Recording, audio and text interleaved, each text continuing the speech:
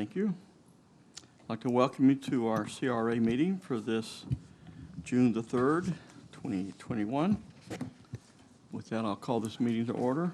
And could we all please stand together as we give a pledge of allegiance to the flag? I pledge allegiance to the flag of the United States of America and to the republic for which it stands, one nation, under God, indivisible, with liberty and justice for all.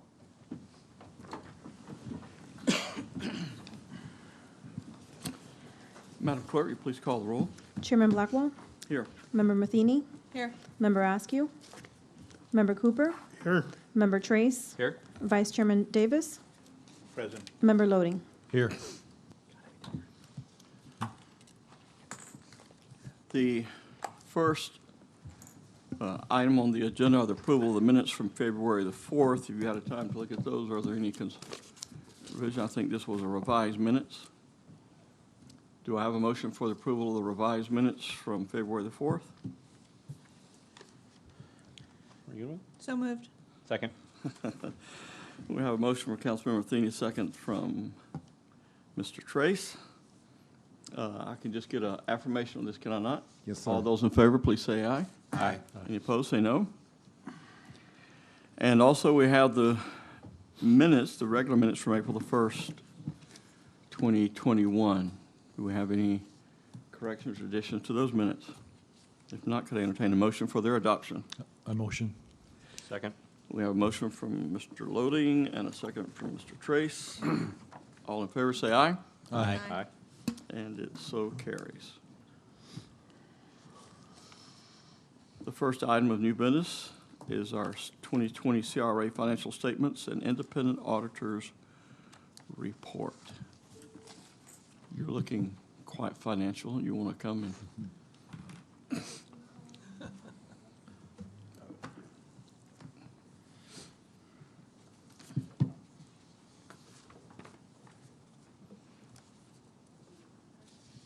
This is the next, oh, sorry. oh, I pressed the wrong button.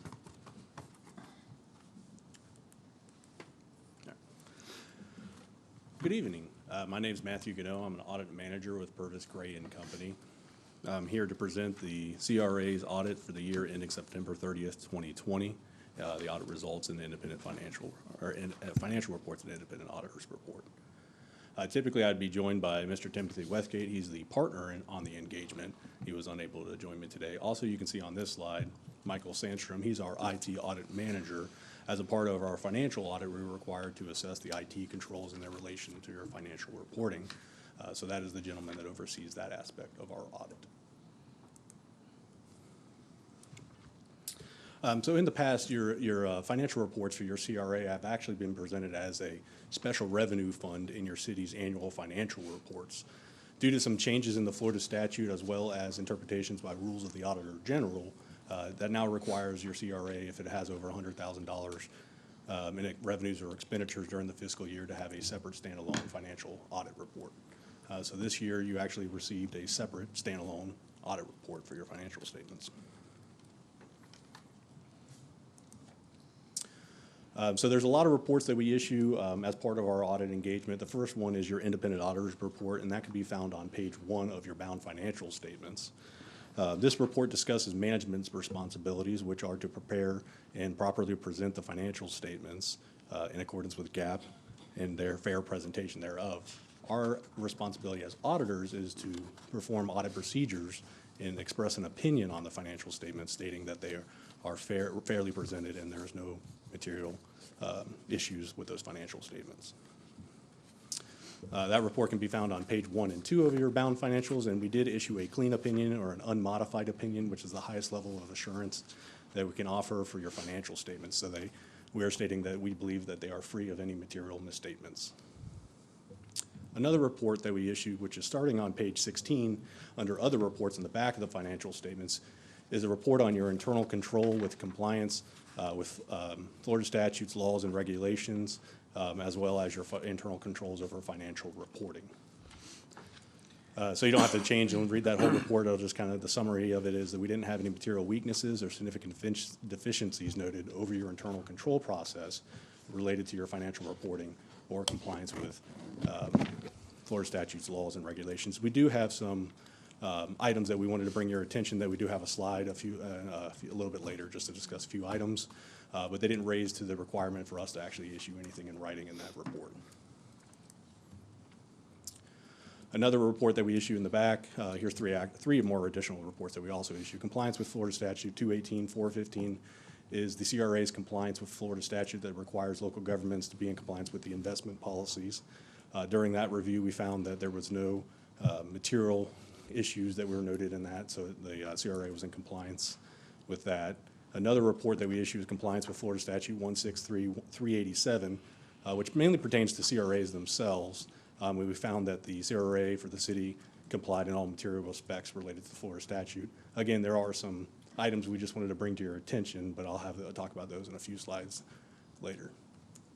And the final report that we issue is a management letter, as required by rules of the Auditor General, and that's in the back of the report as well. We didn't have any findings of deteriorating financial conditions or any major concerns. Otherwise, they would also be mentioned in that report and a management letter comments, which we did not have any written management letter comments this year. Just a few significant highlights related to the CRA this year. The CRA increased their fund balance this year, increase of $962,000 to the fund balance, resulting in an ending balance of $2.6 million.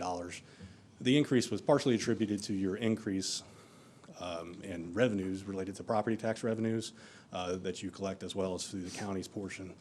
There was also a sale of property that was recorded in the current year as well. Overall, your expenditures compared to last year decreased. Last year, you actually purchased property and land totaling $401,000 last year, so that was recorded last year. So overall, your revenues this year increased and your expenses decreased.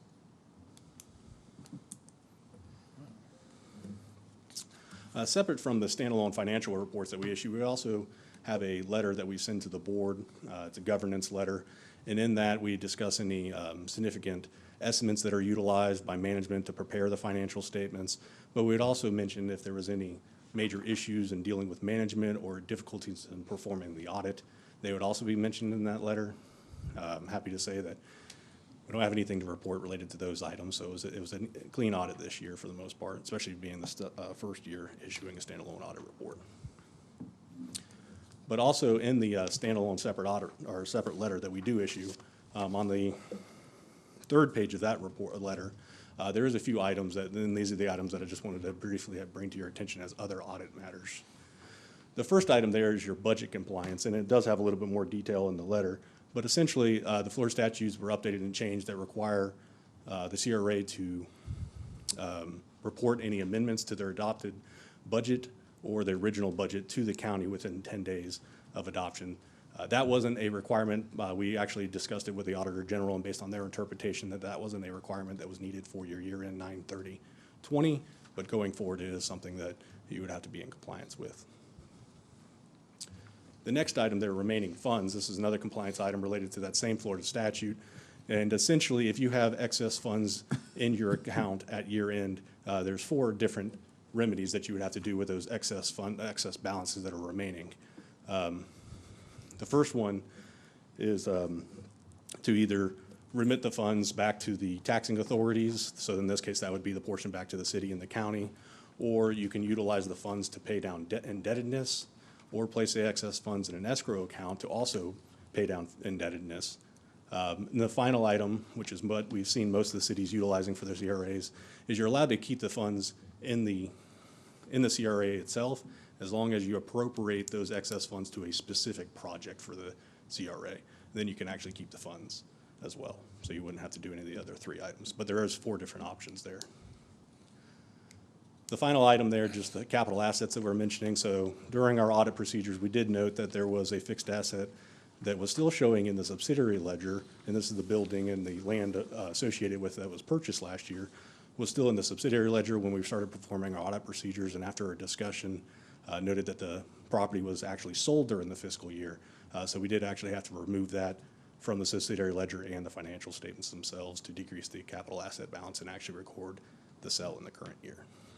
So those are the 3 items, just wanted to mention those. This slide is just some future accounting developments.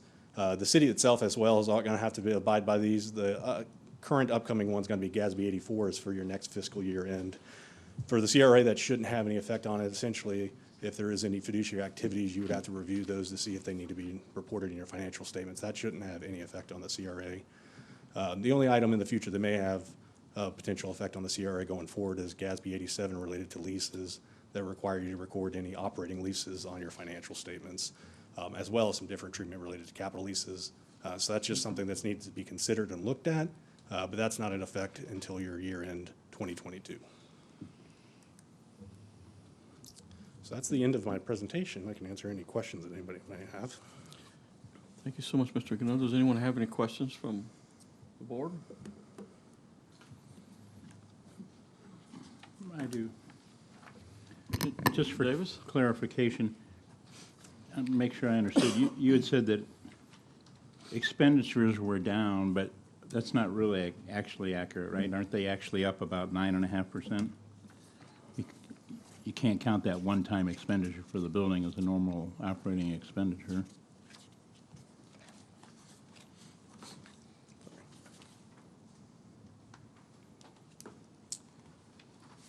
Well, there was no, oh, you're talking about for the capital outlay. So at the fund level, when you all actually purchased land last year, at the Right. fund level, that land purchase is actually recorded as an expense at the fund level. When you report it as you're under entity-wide, that actually reports asset, then it's actually recorded as an asset. So when I said expenditures, I meant that expenses at the fund level. No, I So at the understand what you entity-wide meant, level. but the actual expenditures are up, right? In the current year, or that are at the reported in the current year, outlying that purchase in the capital Correct. outlay, correct? Yeah. Okay. Just wanted to make sure I understood that.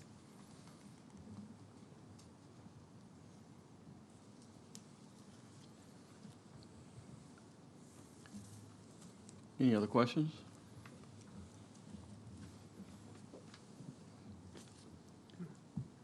Mr. Mayor, I assume we have to approve these? I'd like to accept the audit report. Yes. Okay. Any other questions? Could I have a motion that we accept the auditor's report? So moved.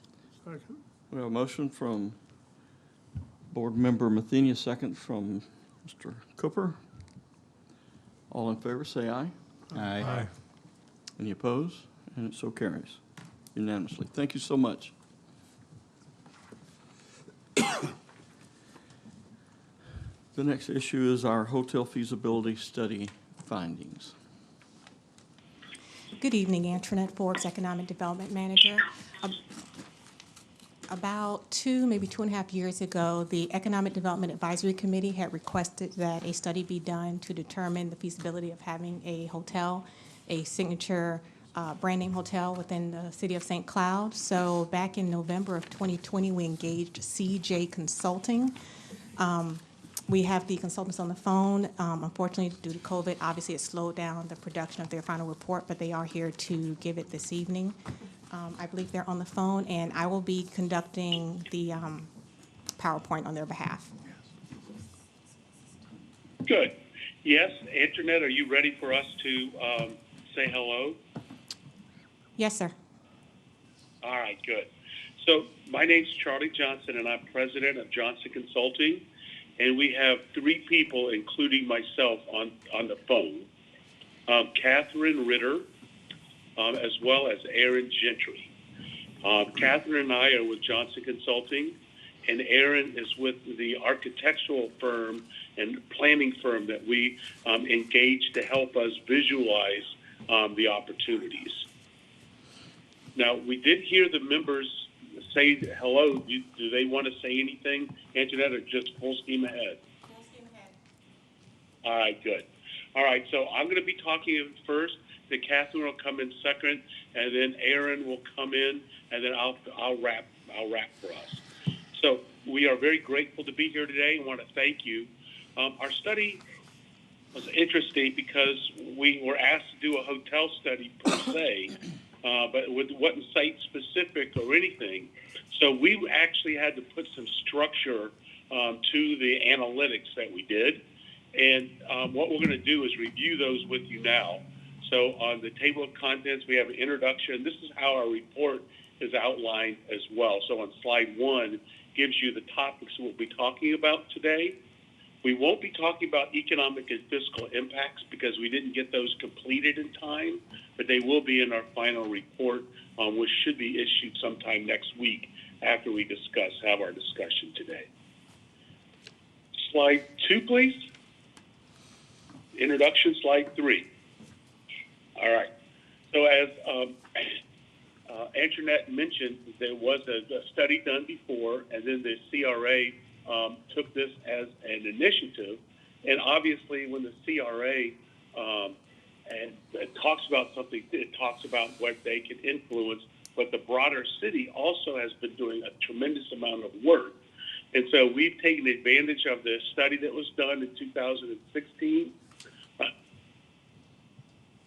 as well as all the master planning studies and subsequent studies that have been updated. That served as a framework for us as we entered our analytics.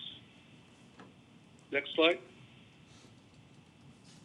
And this slide talks about process. So we've met with the city and Internet to kick off the engagement. We've also had a couple of sessions like this as well, and then we'll be giving other presentations to help socialize the report once others receive it and review it. But we've substantially completed our work, and we'll be taking feedback from you all and Internet to wrap the report hopefully by mid-part of the month. Next slide. All right. So, Catherine, I'm going to let you talk about the market. Just by way of background, Johnson Consulting used to be based in Florida. We actually started, our staff was based in Florida. I grew up in Orlando, so we know St. Cloud very, very well. We're also working in Broward County as well as Brevard County. So we're going to speak with the knowledge that we have of the market, and I'll amplify anything that Catherine talks about before Aaron talks about the hotel itself. Catherine? Thanks, Charlie. And Internet, just to confirm here, we're on the slide market analysis. So these next couple slides, I'm going to be talking through some of the market dynamics and trends we're seeing in St. Cloud, as well as around the overall kind of central Florida market. And the ultimate goal here through this research is to determine the scope of the opportunity here and to identify some kind of key demand generators in the community which could support demand for a new hotel. And next slide, Internet. Throughout this entire study, we really kept St. Cloud's place in the larger central Florida market in our minds because it's essential in really understanding where the community is and where it's going and really what the development potential is. In the past, as we heard about a lot in our interviews when we were down in St. Cloud in January, St. Cloud residents and past leaders have had a bit of a, arguably a closed-off mindset when it comes to kind of regional development. And it hasn't always been the most interested in strengthening regional ties or inviting development in that wasn't primarily residential. And there is really kind of a different growth trajectory right now, and there is an interest in kind of shifting this pattern. And we think that thinking of St. Cloud as just an independent unit and not part of a larger ecosystem is really an issue, and it's contributed to the area being relatively underdeveloped compared to some of its neighbors. Next slide, please, Internet. So, just to reiterate here, we are really reimagining a St. Cloud of the future, and it's crucial to remember where St. Cloud sits in the larger landscape. You're right next to this, very close to the Space Coast, very close to Orlando, close to a lot of really important regional assets. And throughout this entire time, we've been trying to keep St. Cloud in a kind of zoomed out mindset. So looking at the regional economic view when it comes to understanding where St. Cloud is going in the future. Next slide, Internet. And I think, good. Oh, yep, sorry. Sorry, Charlie. I was just going to say, I want to compliment one thing Catherine said. As we look at this, St. Cloud historically has been affected by Osceola County's absence of street systems and road networks to the southern part of the county. We think that with the opening up of the Mormon Ranch, as well as planned improvements at the county level within this, and the state level within this county. It's going to open up the southern tier, which I think is going to position St. Cloud very strategically, especially with the quality of the stuff that's happening at Tavistock and Lake Nona. We think that's going to spill around to St. Cloud. And actually, St. Cloud is the first official downtown product that's going to be available for all the people in the airport and people that are down and south and east of the downtown Orlando downtown area. So it's a real opportunity in our mind as we see how St. Cloud is positioned among the locations and what's happening on the Space Coast as well. Definitely. Thanks for that, Charlie. Yeah, so internet to be we're on the regional development slide, and yeah, Charlie really touched on a lot of this, but this sort of visualizes where St. Cloud sits in the larger regional marketplace and kind of the forces closing in, I guess, on St. Cloud. So to the north, you have Lake Nona, all of Tavistock's development, you know, Sunbridge coming in, massive influxes of new residents coming into this region, and many of them with higher incomes who will be looking for downtown amenities, you know, retail, entertainment, et cetera, and they're interested in visiting, you know, neighboring communities as well. Obviously, we're all very familiar with the parks and what goes on kind of to the west, Osceola Heritage Park, and NeoCity obviously will really change this area as well. And to the east, we have the Space Coast. So all kind of context that you all are familiar with, but we've kept all of these kind of developments in mind this entire time. And next slide, Internet. And also kind of echoing what Charlie mentioned when he was talking about downtown St. Cloud. Throughout our study, it's been very clear that St. Cloud is an absolute regional gem, and you can't really replicate it, truthfully. The grid, the historic buildings, the walkability, its proximity to 192 is a huge asset, and also the lakefront. So all things you are aware of, but really these assets can't be just copied and recreated in a Tavistock development. And we think that really all of these things need to be, you know, remembered and really mentioned when kind of talking about St. Cloud in a regional kind of context. Downtown St. Cloud can't be built in the same character again, and also with all of the extensive planning and attention being devoted to downtown through the work that you all are doing, through the work of St. Cloud Main Street, the Chamber, all of these initiatives, there really is a huge opportunity here for a project that leverages existing visions like those of you all, Bourdain's downtown, one that's very vibrant, inviting, a range of activities and retail opportunities, and kind of a downtown feel. It's very, very strong. So, and next slide, Internet. Also, in addition to the downtown asset, we've been really consistently impressed with all of the kind of ecotourism going on around St. Cloud or on the lakefront. As you all know, St. Cloud has so much to offer, beautiful lakefront, a great trail that's continually being improved, a marina, a park. Yeah, a lot of really exciting development going on along the lakefront that will really position St. Cloud very well in the future. And unfortunately, as we were told by some stakeholders, there were a couple kind of losses on the bass fishing front, but lakefront continues to be a really exciting place for fishing and for lakefront recreation. And with the seaplane base coming in too, that's a really exciting opportunity. So we think that also the downtown and the lakefront really need to be linked and need to be kind of put together more so. And it's a really golden opportunity that, with some careful planning, can be a huge tourism draw. Next slide, please, Internet. Now just kind of quickly kind of skimming over, this was all of our market analysis. So things you all are familiar with, but there is, you know, obviously a huge population boom going on in St. Cloud, and as well as the whole region, but St. Cloud population has more than doubled since 2000. And is just going to continue to grow. It's expected to grow nearly 11% in the next 5 years.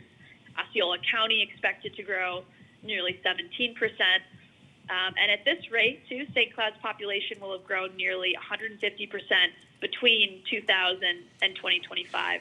Just a little bit behind Osceola County, but really explosive growth. Next slide, please, Internet. And we also just things you all are familiar with too, but we looked at employment data for St. Cloud as well as the neighboring geographies to get a better understanding of kind of the industry mix. So as you all know, the healthcare and retail industries are responsible for a major kind of outsized proportion of employment in St. Cloud. The St. Cloud Regional Medical Center employs a large number of folks.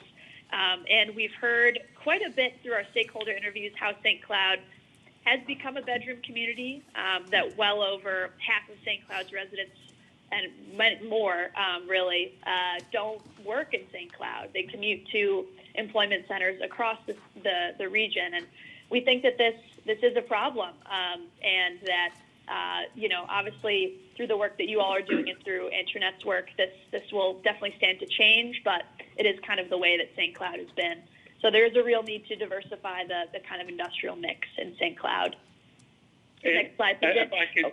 If I could build upon that for just a second, in my judgment, the opportunity for St. Cloud really relates to businesses that relate to the Space Coast and air service, and obviously the inventory of sectors that Tavistock is targeting and Lee Vista is targeting, I think can spill right in. So I see some spec office space being required in the central business district to get that moving. But I do see core office as well as entertainment being something that's important to strive for and really try to recruit into the downtown core. And we'll talk about that a little bit more. Thanks, Charlie. Yeah, Internet, you can go to the next slide. This is top employers, neighboring geographies. Charlie kind of touched on this, but yeah, the mix is kind of different in neighboring geographies. It's clear that, hospitality, healthcare, retail are huge throughout the county. And in the Orlando MSA, obviously Walt Disney World and Universal really, they employ over 100,000 people. And Brevard County, you get a lot of the Space Coast, you get a lot of the kind of information companies that are big presences. Next slide, please, Internet. So a little bit about our stakeholder engagement. So this was, largely through our site visit, but we also had several follow-up meetings in the weeks kind of after the site visit. So we had a lot of conversations with stakeholders around the city, the country, the region, really all around the full gambit. Then they really informed a lot of this research. And you all know many of the people we talked to, so I won't be spending too much time here, but we got a really good mix of perspectives from private and public side, city, county, and also some regional players. We also talked to Tavistock and Orlando Health. So all really wonderful perspectives, and we appreciate their time. Next slide, please, Internet. A couple kind of big takeaways from the discussions with these stakeholders. We heard how St. Cloud has the perfect balance between suburban, rural, and urban. It's a very attractive, relatively affordable place for people to buy homes and to live. St. Cloud residents have kind of, as we heard, historically been a bit skeptical about development in general. Yet now we're kind of hitting a point where residents are also saying, why aren't we like Lake Nona or Melbourne? And they find themselves going to Melbourne to get a lot of amenities, arguably instead of going to Orlando where they hit more traffic. But Melbourne's really a big kind of center for St. Cloud residents in terms of shopping and entertainment. We heard how St. Cloud is primely situated, in the region. And we also heard how Greater Orlando hotels were really experiencing record-breaking occupancy and hitting a lot of high marks, which we'll go through also in the next section. But a lot of really important takeaways here. Next slide, please, Internet. So these are the top three ESRI tapestry demand segments of St. Cloud, the county, and the MSA.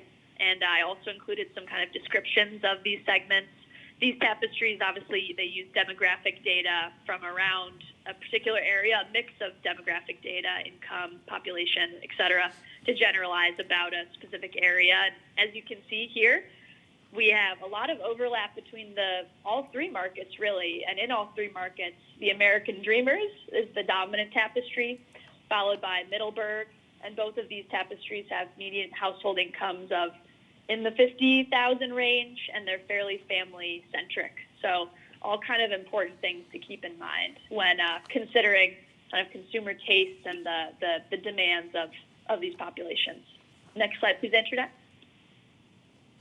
And now just sort of a general SWOT analysis summarizing kind of some of the opportunities of the St. Cloud market as well as the weaknesses. So on the strengths and opportunities side, we have population growth. We have a really strong character, St. Cloud character and an identity, a great downtown, a really strong kind of regional, location and also presence. We have roads. We have great accessibility in St. Cloud. One of the stakeholders mentioned that the best thing about St. Cloud is roads. You've got roads in St. Cloud.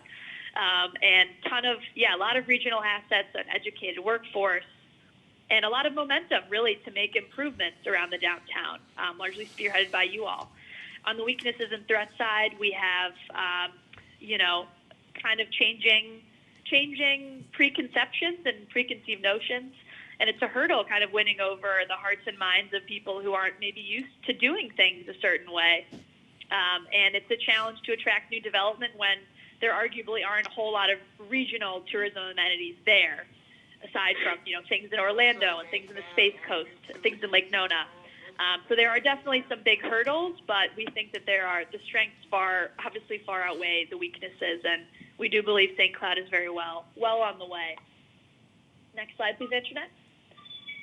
And now, just briefly, I'll go into some hotel market analysis, and then I'll pass it off to Charlie for the case studies. But in the next couple slides, I'll talk through some of the market dynamics that we're seeing in St. Cloud and also the overall kind of Central Florida market. So next slide, please, Antoinette. So on the hotel inventory side, the right-hand list, we have hotels located within 10 miles of downtown St. Cloud. They're the ones that are, and the ones in St. Cloud are bolded. So this list kind of captures all of the hotel inventory in St. Cloud, but we also get some Kissimmee, some Lake Nona. That's all within a 10-mile radius. And as you can see on the far right-hand column, which might be a little tough to see, but it says meeting space, you'll see there's virtually no meeting space in this area, and that hotels are predominantly pretty small, less than 100 rooms, largely independently owned. And then on the table on the left-hand side shows that there's really a complete lack of kind of chain scale diversity. It's really all kind of independent and like some economy offerings, but there's nothing on the upper scale, I guess. So in the future, it's important to sort of diversify this scale. And sorry, Charlie. And I want to comment on this a little bit because I think it's really important. I think that heretofore, St. Cloud was just itself. It had economic activity going, happy-go-lucky. It was doing fine, etc. And I think over the course of time, the hospitality industry kind of grew up around St. Cloud, but bypassed it. And I think what we have to do now is raise our hand at the city of St. Cloud and say, we are now ready to participate, and then take some small steps. I don't think it has to be great, because you have a great corridor. You actually have two. You have the Turnpike and you have 192 coming through. And I think, and Narcoossee coming off the 528. So you have quite a bit of activity there. You just haven't raised your hand and said, we want to participate. And I think structurally, because you're kind of at the southeast edge, people may have historically wanted to drive in deeper to get more into it. But I think that the people, you never gave them an opportunity to say, oh, we're in Orlando, we get to stop here now. So I think, by you asking and by you also raising your hand a second time saying, we are now willing to go back into the Kissimmee St. Cloud marketing approach, even though it may not be called that again, but you're going to be participating. I think, again, that gives you an opportunity to put your hand up and participate in the area where you had just not thought about, in my judgment. Next page. And so Internet, we're now on local hotel inventory. So as we can see here, this is just visualizing all those things that Charlie was talking about. This is those hotels in the 10-mile radius visualized. So huge clustering of independent and economy offerings like Quality Inn, Travelodge, Super 8, all off of that 192 corridor in Kissimmee near OHP. And then also we have some in St. Cloud too. And there's, I think, only one mid-scale offering off of 192 near the OHP. And as we talked about, no upper scale kind of offerings. So a goal should really be in the future to sort of normalize the pattern a little bit and just kind of create some more diversity along the scale. Next slide, please, Internet. Perfect. So now we have our comp set. So this is the group of hotels that we studied in depth. So we looked at really just all their attributes around them. So this is a group of hotels in the Orlando market. We kind of selected ones around the airport and Lake Nona because we thought that these would kind of be directly competitive, just location-wise, and also, you know, the downtown Orlando Celebration and Disney offerings are very specific and really kind of serve one need. They're very unique, and we sort of thought that a hotel offering in St. Cloud just wouldn't really compete with anything over there. So we chose to select more kind of eastern properties. As you can see on the right-hand table, between 2016 and 2019, performance was really, really solid among this hotel cluster. 86% occupancy, strength in all the other kind of statistics as well. Oh, sorry, Charlie. I was going to say, with 150,000 rooms in a market area, running at 85%, nothing has ever achieved anything like that ever before. So that just shows you how powerful the market has been performing. Definitely. Next slide, please, Internet. So now we're just going to go, we'll sort of dissect each statistic a little bit more and show a chart here. So we've got supply and demand.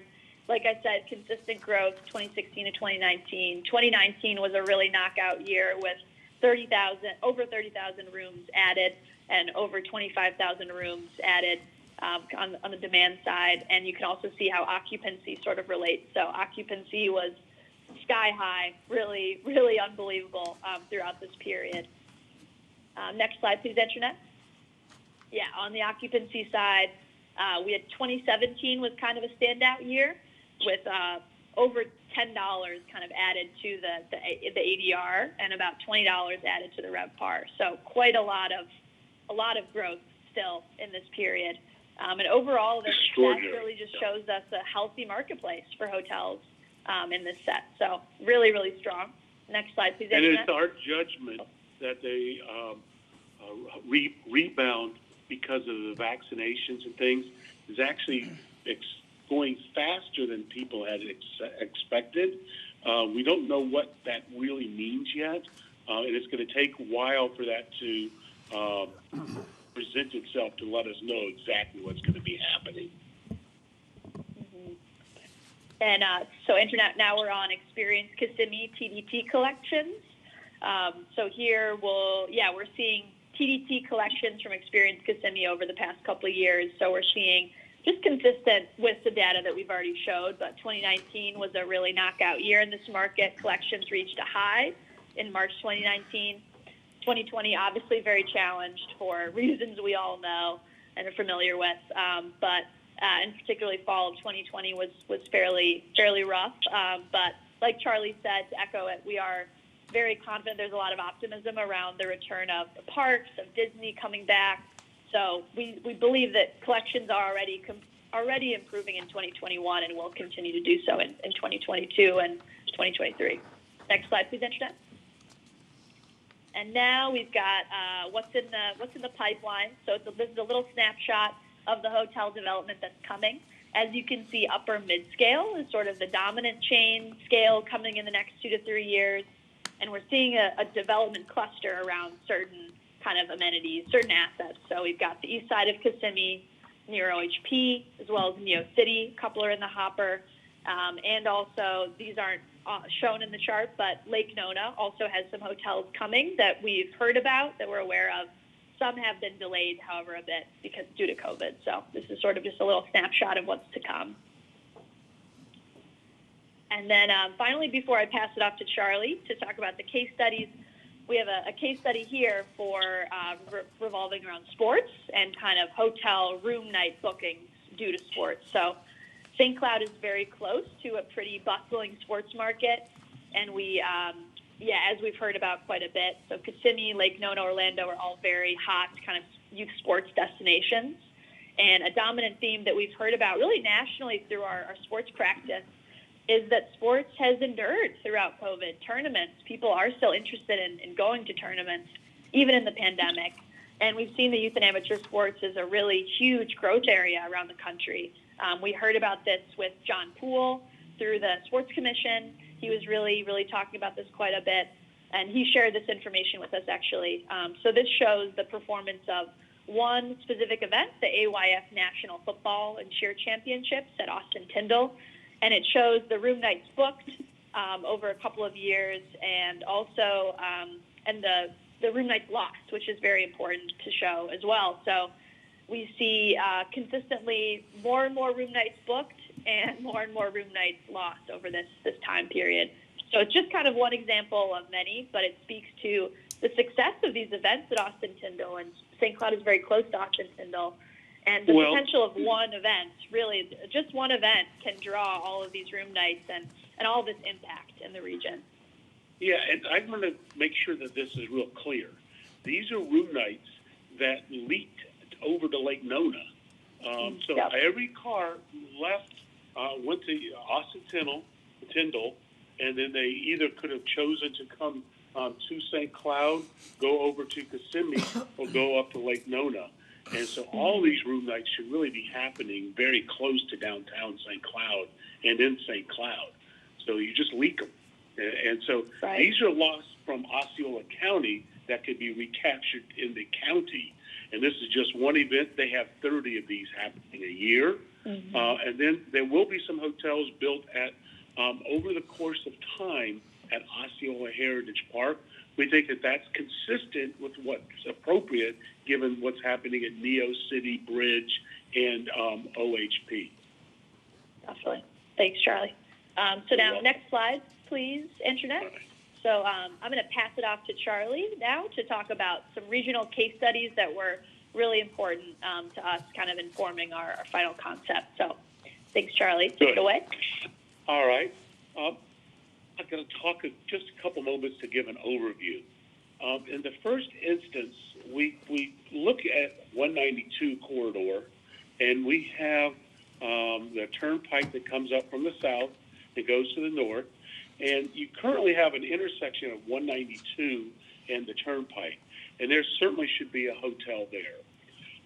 When Nolte Road improvements come through to the turnpike, we see a product that should be in that type of location. We also felt that there's an opportunity at Narcoossee as at 192. So we've actually thought about hotels in each of these types of locations. But the hard one, and the one I think is going to do the most, and probably the one of greatest interest to the CRA, would be what we're analyzing in greater detail in downtown. So what we thought was appropriate when we wanted to show you some products that we think are appropriate at these 4 different locations. And then we wanted to talk about what we feel is the right product for the downtown that really helps set the bones. And this will be the biggie. I think the easy ones are the ones along 192, and the harder one will be the one in the downtown, because that's really going to take more, it's going to contribute differently than what the other hotels will contribute to the spirit, the core of St. Cloud. So it's going to be more of a community centerpiece rather than the other ones being economic generators. All right, so we're going to show you pictures of these types of properties and tell you why we think they're of interest. The next slide, Antoinette, thank you. So, why would Bohemian be a natural for downtown St. Cloud. It's really not today. But, you know, there's one in Celebration, but there is also one being built in Cocoa Village. And I really do think that Cocoa Village has a lot of parallels to downtown St. Cloud. So, but I think it's a little more mature, and it's also opened itself up a little bit more to a broader marketplace because it's closer to interstate and things of that nature. So their downtown area has grown a little bit more. It's got some condos built in it, et cetera.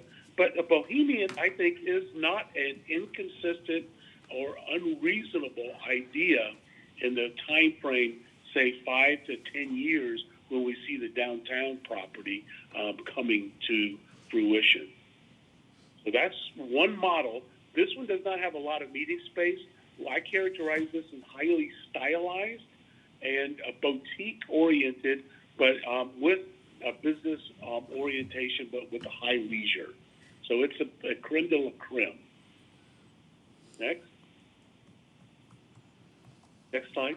And internet, we're on Melby, by the way. All right, good. That's correct. All right, the Melby is another, what we call a stylized hotel. It could be brand affiliated as a Tapestry, which is what we call a soft brand from one of the large hotel companies. The cost of rooms for something like this is probably in the $250,000 range. So it could probably be appropriate for Narcoossee and 192 and probably Nolte and the Turnpike, or even any of those locations. This could be appropriate. It could also be the downtown property with the meeting space and things of that nature that we see. Next slide. This is a more traditional property, but it's less expensive. It's in downtown Lakeland. It's very attractive. I could see this being at any of the corners we talked about and being maybe a second property in the downtown core in St. Cloud. Next slide, please. All right. So we're going to talk about the site. I've kind of given most of that. I'm going to let Aaron speak to the site issues. Sure. Hello, everyone. I guess we go to the slide 33 that has the potential sites outlined. As you see here, and as Charlie talked about, we looked along a couple of locations along the Turnpike and the Narcoossee Road, and those three all represent kind of a similar typology of, kind of well-connected roadside, nodal commercial development.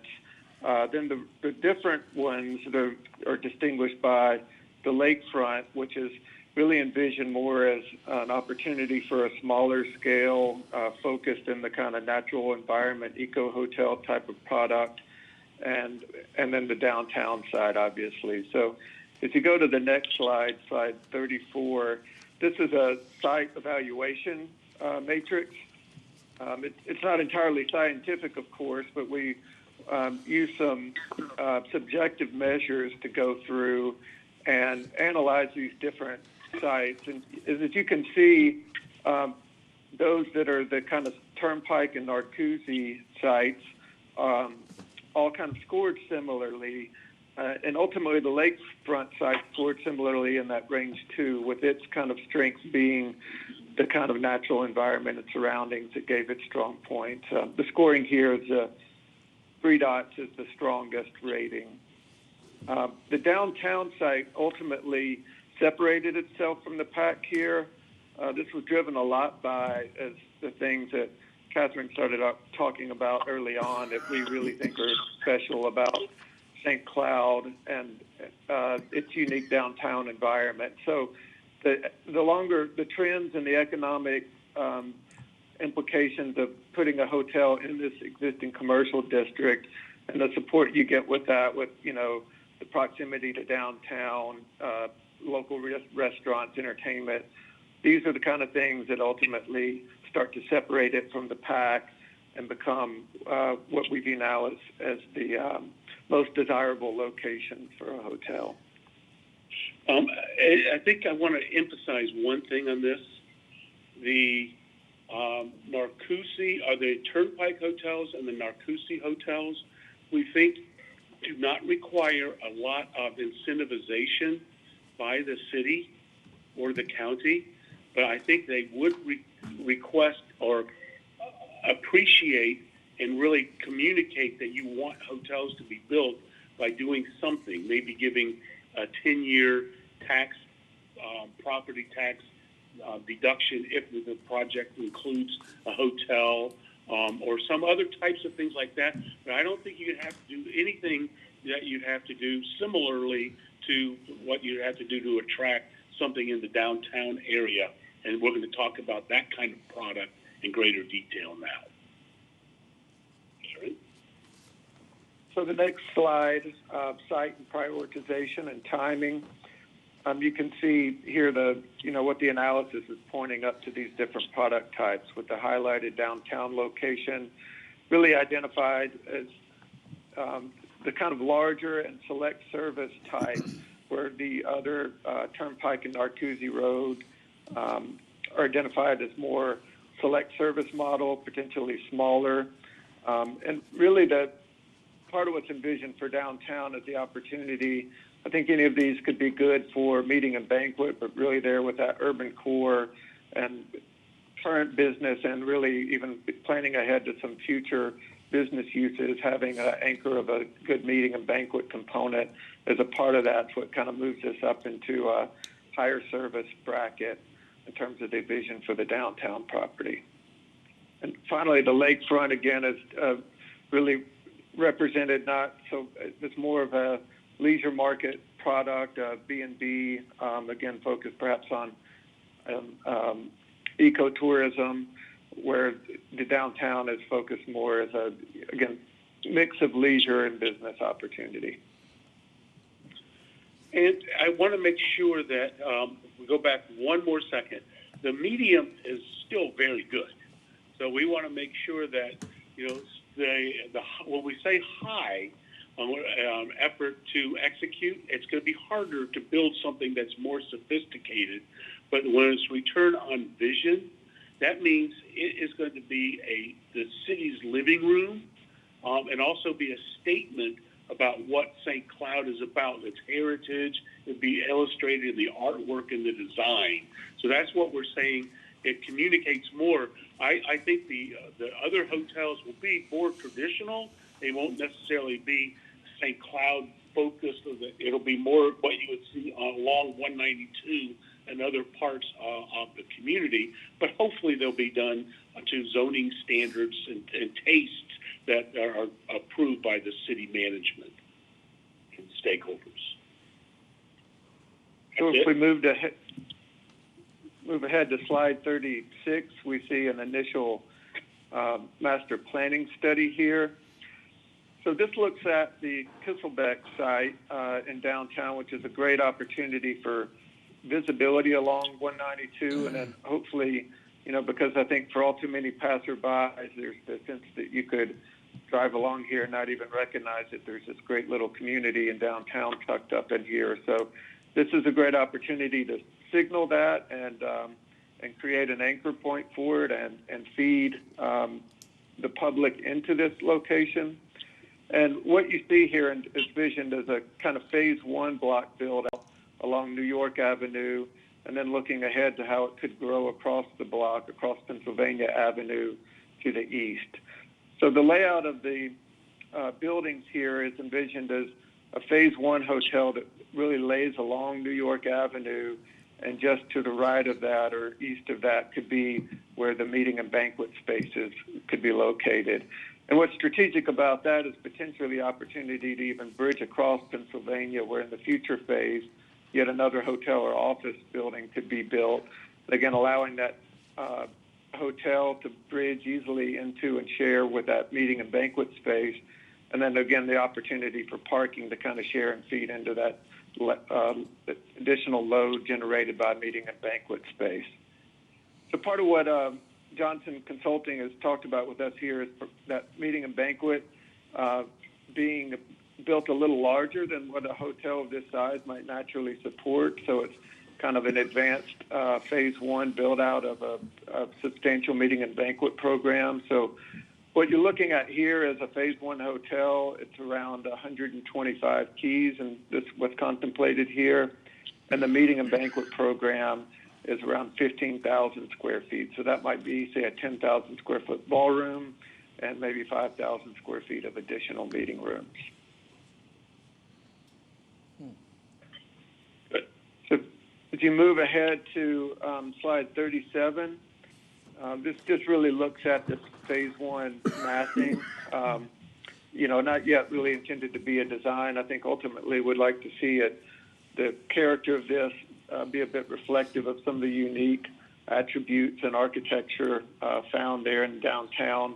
But as an initial massing, what we're looking at here is showing a 5-story hotel. So the idea would be this is a height that kind of facilitates inexpensive construction. So it could be stick built over potentially a concrete podium or something like that. And then the meeting and banquet space to the right, so that higher roof might represent the ballroom.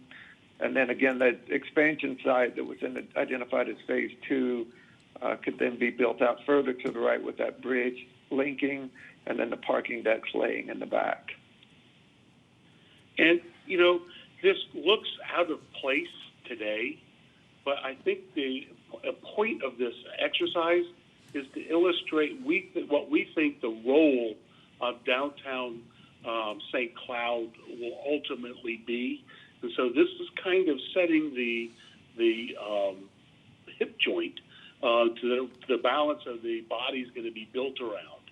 And I think doing what it does at the Kistleback site, I think also is very important because it announces the rest of the downtown, which is completely hidden in today's situation and environment. So 10 years from now, I would love to see an office building built. And I think the other thing that we were very careful about is these could be moved around on the 2-block settings throughout the downtown area. And, the city controls 2 blocks already where this kind of environment can be built as the next gesture of redevelopment in the downtown.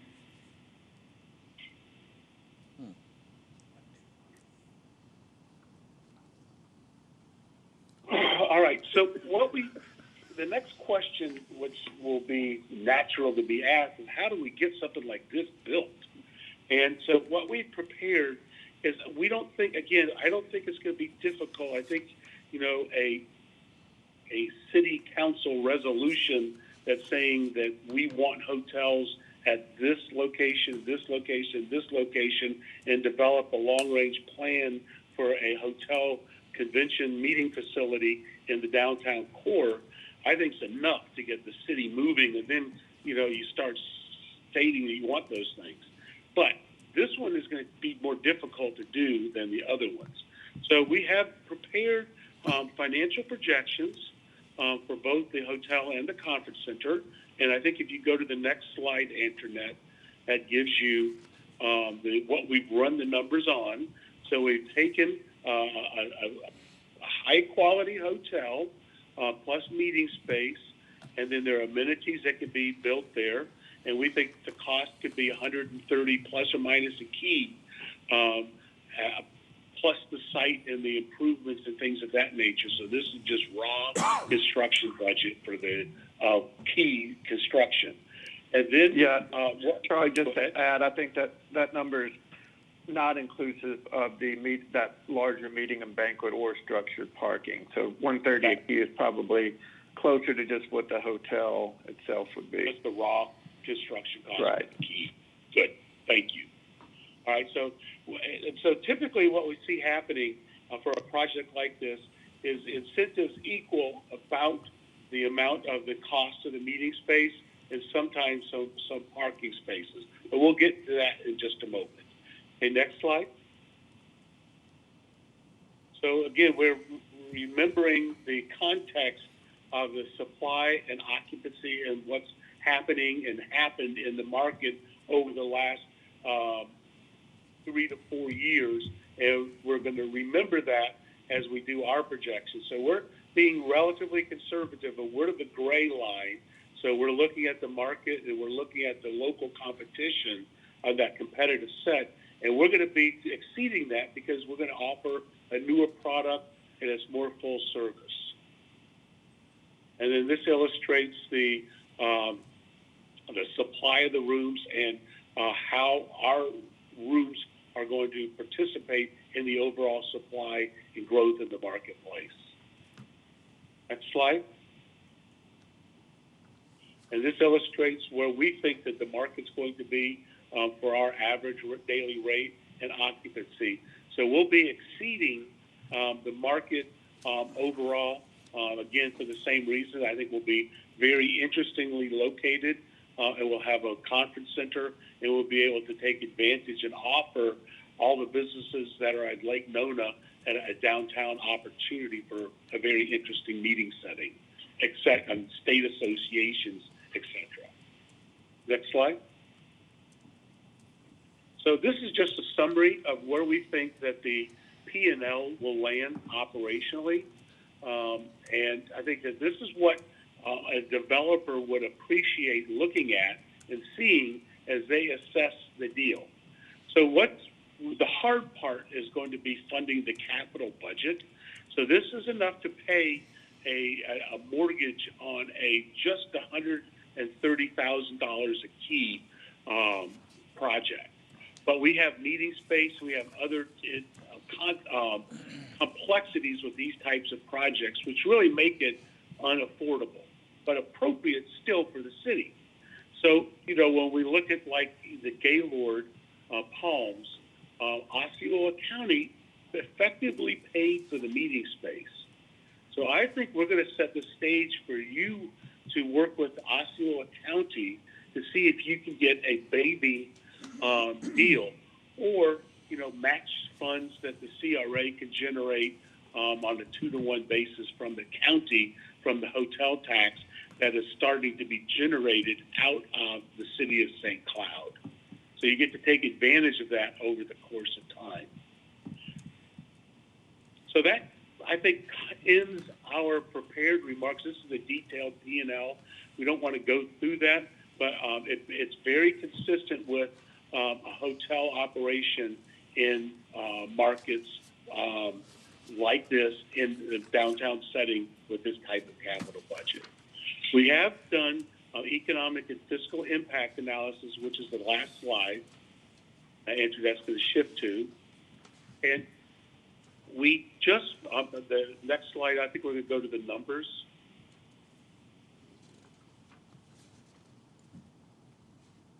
Okay, good. So the economic and fiscal impact analysis is what we're working on now, along with our funding recommendations. But this is going to be important. We just prepared this for the Westin Hotel in Brevard County in Cocoa Beach.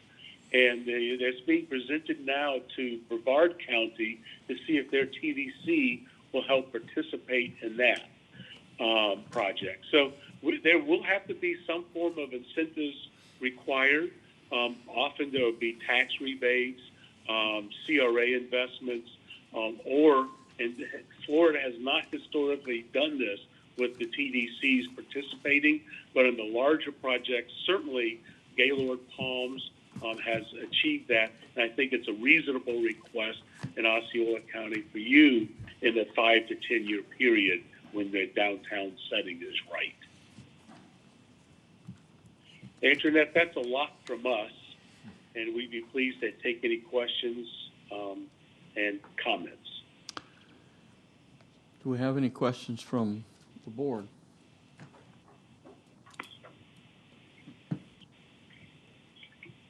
Any questions, Mr. Trace? I'll go first. So kind of backing up to that, the Melby Hotel in Melbourne. Beautiful looking hotel. I was there the other week. They have a rooftop bar, everything you're kind of describing for what you're looking at for the downtown site.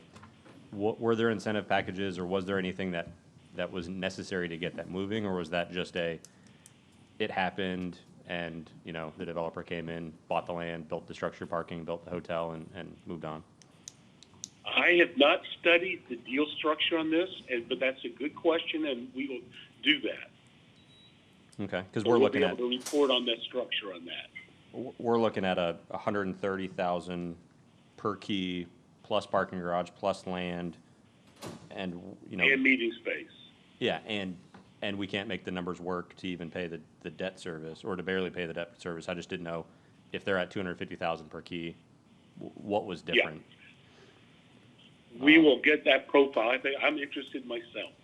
Okay, because I was running some quick numbers of 16.25 million at a 65% senior debt is $500,000 at 4.5%. I just, before, I was running through those numbers before you said, well, we can't even cover it with what that RevPAR looks like. So I just didn't know if there was anything that, you know, the only incentive strategy we kind of talked about was on the meeting space side, but then also property tax abatement was only $100,000 per year, so that isn't enough to really move the ball. So I didn't know what else we could do to try to get something to happen. Yeah. So I think doing the Melby was good. Another what Osceola County is doing at Osceola County Heritage Park, they're structuring land leases. Developers don't like those, but if you reverted the asset back to the developer at the end of the lease, that helps assemble the site, and you know you could participate at a little higher rate than you would as part of the investment project. Yeah, there's a variety of ways to think about how to do these for sure. Yeah, because our total funding is about a little over $1 million a year that, you know, the CRA kind of has access to. We could probably bond finance something, but you know that's kind of the ballpark where we're at. So I don't even know if we can. We're almost in two different worlds of what we can do with our limited funding without some sort of access of other capital. That's correct. So that's what we'll be talking about in our next report. And I think we have to profile a few of these land transactions that have been done. And Florida hasn't had to do too much incentivization naturally because the hotel markets are relatively strong. But, you know, Lee County is doing an incentivized downtown project, and a couple other counties are as well. Okay. Fort Myers, Bradenton. So we'll be profiling those in that next section of the report. Looking forward to the Phase 2 report. Thank you. Board Member Matheny. Thank you. I might have got my papers out of order here, but I notice on the hotel inventory that we don't have the St. Cloud Hotel listed on there. Is there a reason that's not included? Sorry, I missed that. Oh, I missed that hotel. I'm sorry. Which one was it? The one right across the street from City Hall? The Hunter Arms. No, the St. Cloud Hotel. Oh, St. Cloud Hotel. That one's under redevelopment, right? Under redevelopment. Okay. Yeah, that's the reason. It's just not actually open, so we couldn't. It wasn't. You know, it's not actually open, so that's why it's not reflected. Okay. But we think that's really important to be there because that's adding to the character and adding to the inventory.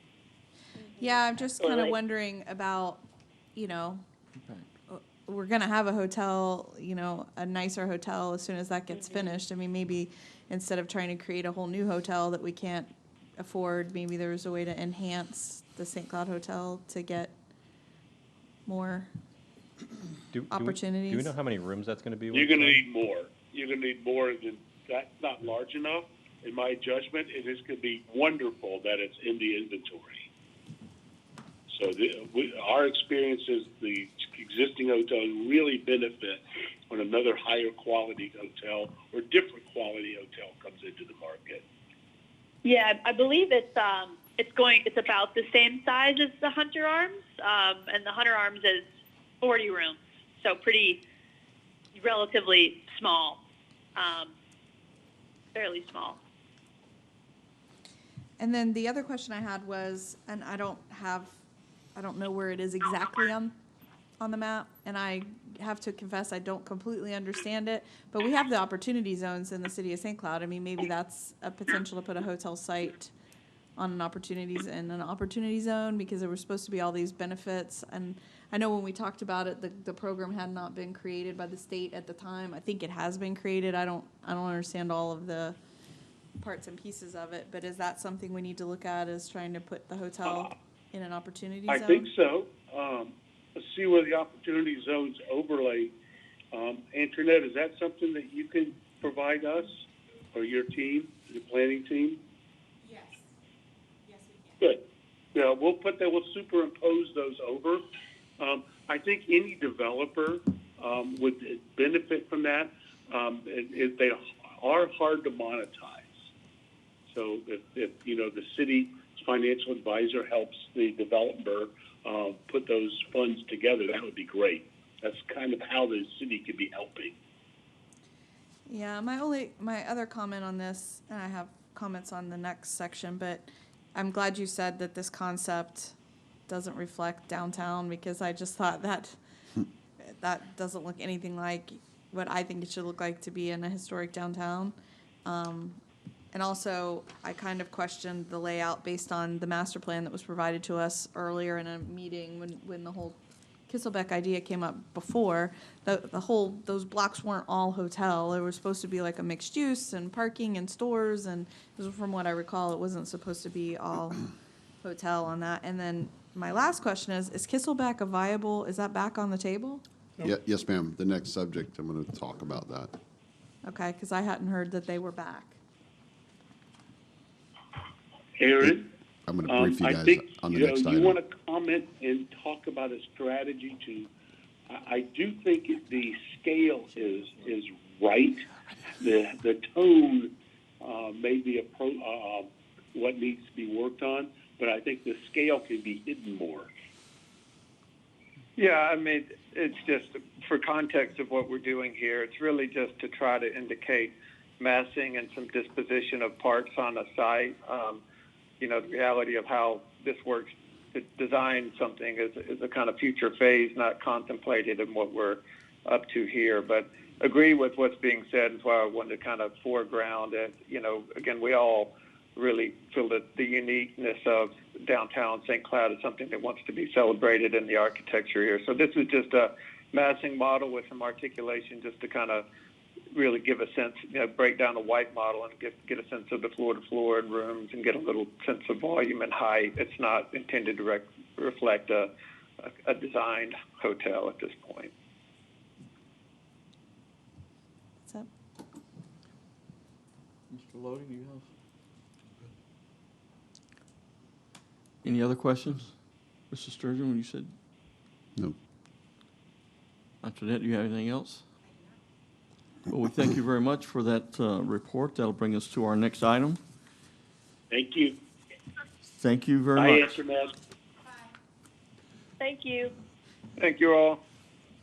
Thank you very much. A lot of information to absorb.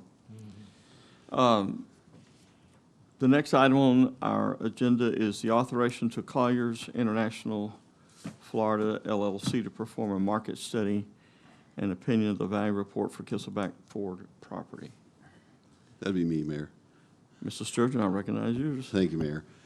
First, a little background. If you recall, last year during the COVID, we had a discussion with this board about the possible purchasing of the Kisselbeck properties. That went by the wayside. Mr. Kisselbeck's property is back for sale. We've been speaking with him for the last several months. We have a copy of his appraisal by his appraiser.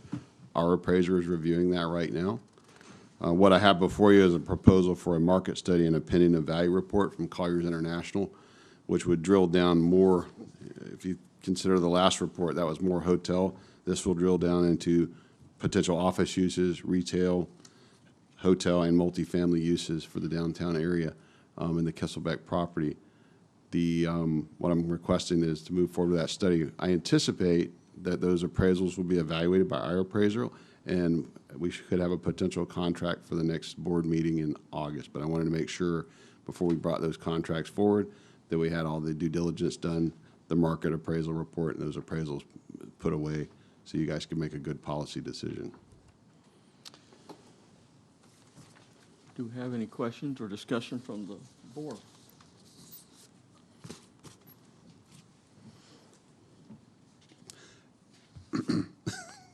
I do, Mayor. Councilmember Matheny? Thank you. So clarify that for me. So Kisselbeck did their own appraisal? Correct. Did we hire someone to be a review appraiser? That's what we're doing. We're hiring somebody to review their appraisal and evaluate both that. And if you recall, they want the CRA to purchase the property, then a leaseback. So we're doing evaluating both their appraisal and the leaseback option. Okay. I'm just thinking, wonder if we should do our own appraisal and Well, not the appraiser that we hired did her own appraisal of the for property. us? Yes. Okay. She's also doing evaluation of the leaseback option because that was part of the initial negotiations to see if it was going to lease back, what would be the offer to lease it back. And then the final task we asked her to do was to review Kisselbeck's appraiser to Okay. see what we do. So she's got, there's actually 3 tests that she's doing. Do you have any other questions?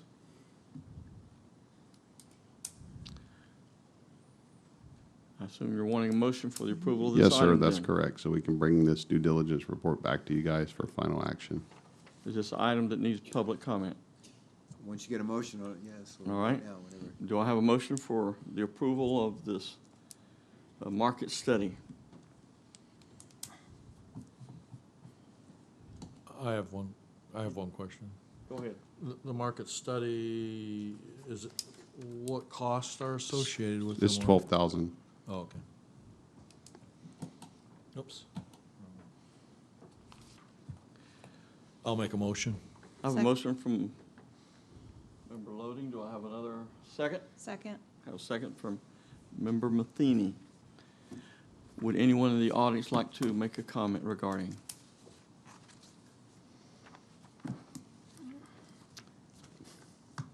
I believe I'll have the Madam Clerk. Could the Madam Clerk please call the roll on this, please? Member Askew? Member Cooper? No.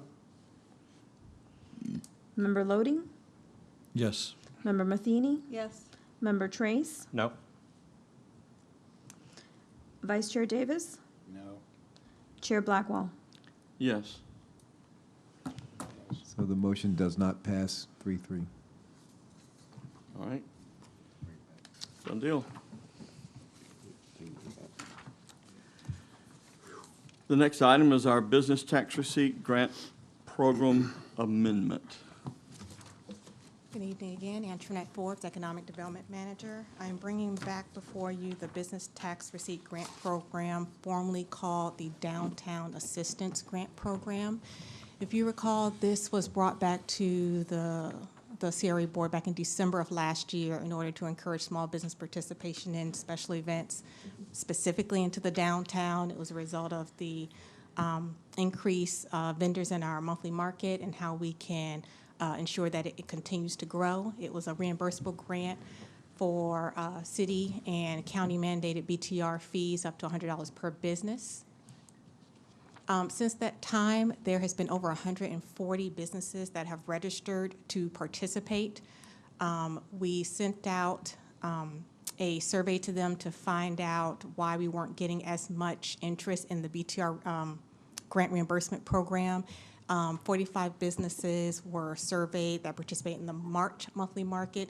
32 of them responded back that they were less than 2 years old. And the problem is that the current grant program, you have to be at least 2 years in business in order to be eligible for it.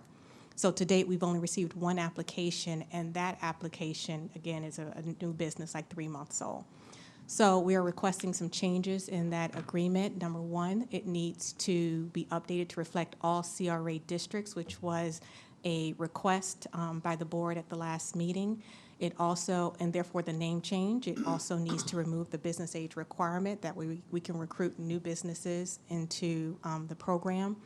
It also opens it up to all businesses within the CRA geographic boundaries. And we also thought it was appropriate to reduce the budget from $10,000 to $5,000 since we're only talking about $100 per business.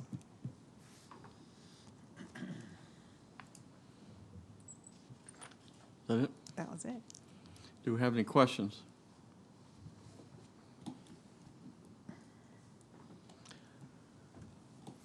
Mr. Davis? I can see removing the 2-year requirement.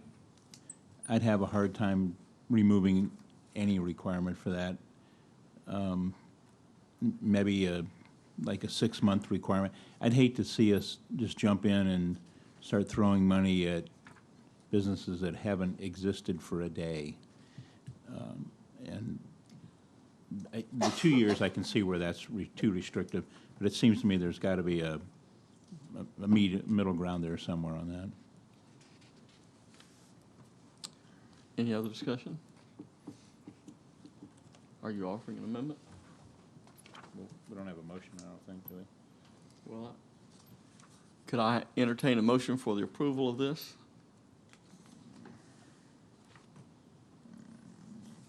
Motion to approve it with Mr. Davis's comments to 6 months. All right. Second. A motion with the amendment to 6 months. Do I have a second? Second. I have a second. A motion from Member Matheny, a second from Member Davis. Would anyone in the audience like to speak to this item? Any further discussion, questions? So just quick question, if, I guess they would pay for their first BTR, and if they started somewhere throughout the year, they pay that prorated fee for the first 6 months or so, and then the next one will be the one that is the So, reimbursement? The way it's currently written, it is a one-time reimbursement that we'll do, so they could not come back and do a reoccurring. Okay. So, The first one they have to pay for, and the second one is the, Well, no, what I envision is they pay for the first one, and then if they meet the requirements at the end of that time period, whatever we agree on, then they get a refund of that, a credit back for that, correct. right? okay, yeah. Any other discussion? Madam Clerk, you call the roll. Member Cooper? Aye. Member Askew? Member Matheny? Yes. Member Trace? Aye? Vice Chair Davis? Aye. Member Loading? Aye. Chair Blackwell? Aye. Motion carries 6-0. Thank you. Our next item is our Project CR 2101, temporary downtown parking.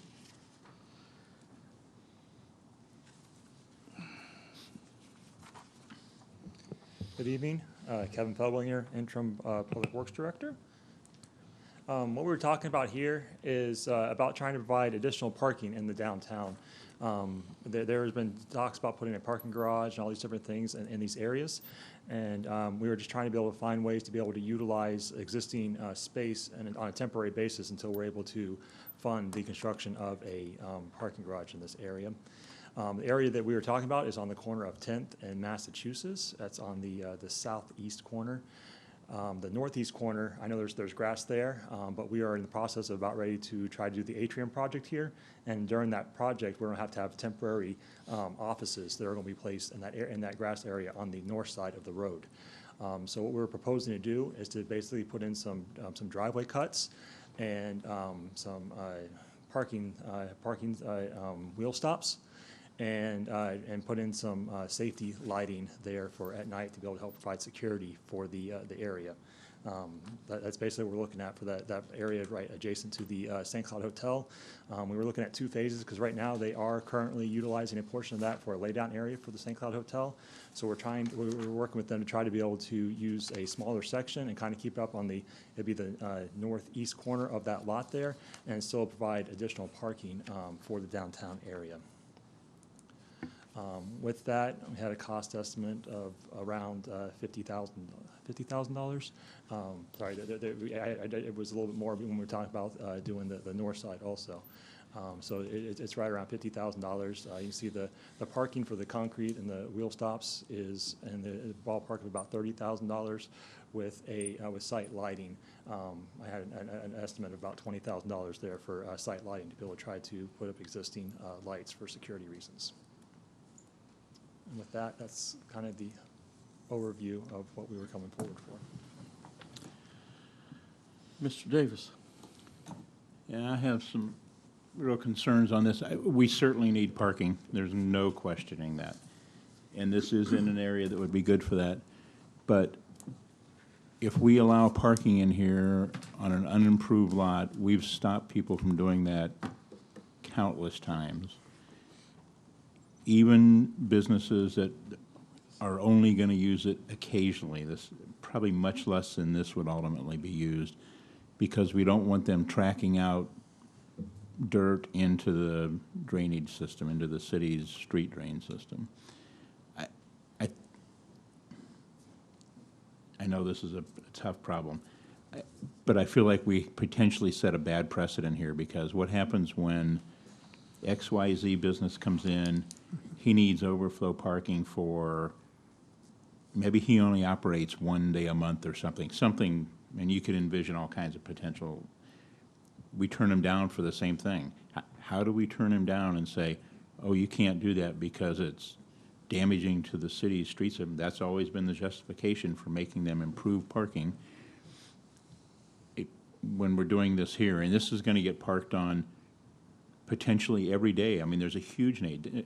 Downtown is really coming to life and coming into its own, and I mean, it could easily have cars parked on it every day. I think we've got a problem with opening up a bad precedent there. And so, like I say, I mean, I'm torn. I know we have a need and it would be nice, but I think it's a problem.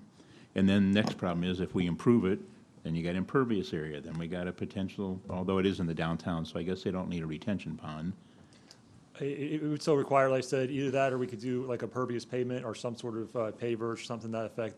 There are ways to be able to. We could do a pervious payment, right? Something. Of course, the costs go Yes, sir. dramatically up. Anyway, that's my thoughts on it. Member Matheny. Thank you. So I brought this up a few times, and it never seems to go anywhere, but maybe there's a reason why it never goes anywhere. But why not reach out to the church? I mean, that just seems like the easiest solution. So Member Loading has a crazy look on his face, so the church that's a little bit further to the east, north of 10th Street, I don't know what the name of the church is. Is it the First Baptist, like I said? So they have that huge surface parking lot. So I'm like, why not enter into an agreement with them and say, you know, I'm sure there's a time they need it, like Sunday morning and, you know, whatever. Like get into some kind of agreement with them and pay them some monthly stipend and say what the hours that the city could park there. And the downtown is really happening, which is a great thing. But you come downtown and the city parking lot is just full, you know. I mean, so I don't know why we wouldn't try to reach out to the church. I don't know if the church is like, heck no. I don't know what the conversations have been. I'm sorry. I've actually spoken to some of the local leaders for the church, and they referred us off to their national leaders. And so we're currently right now trying to be able to deal with them, or not deal with them, but meet with them. The biggest thing is, like I said, always during COVID, a lot of these, they really kind of pushed us off a little bit. So we are still actually trying to get a meeting with their national leaders, because the local leaders only have so much control over the property because it belongs to the bigger church. And so that is something that we are currently trying to be able to set up a meeting with them to be able to discuss that. So we're talking about the parking lot down here. Ohio. Right. So the west side of that is, I believe, the Lutheran church.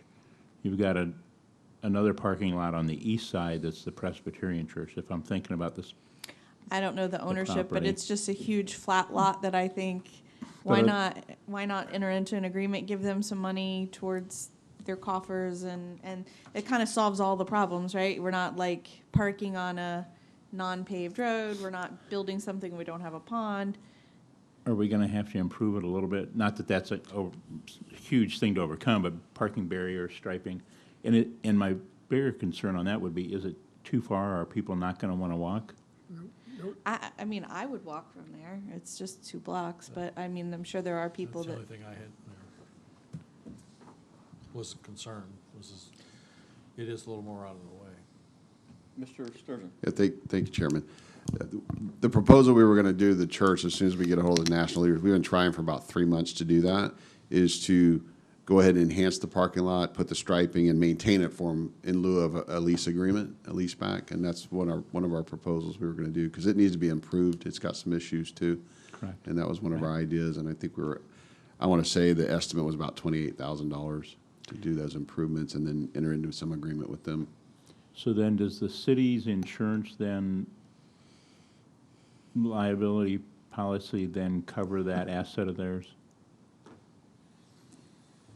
Typically, we would enter into a license agreement, a parking license agreement with the organization that would have, since they still need to use it for their operation, we would either have to identify a portion of the parking lot which the license would be subject to, or certain hours of operation.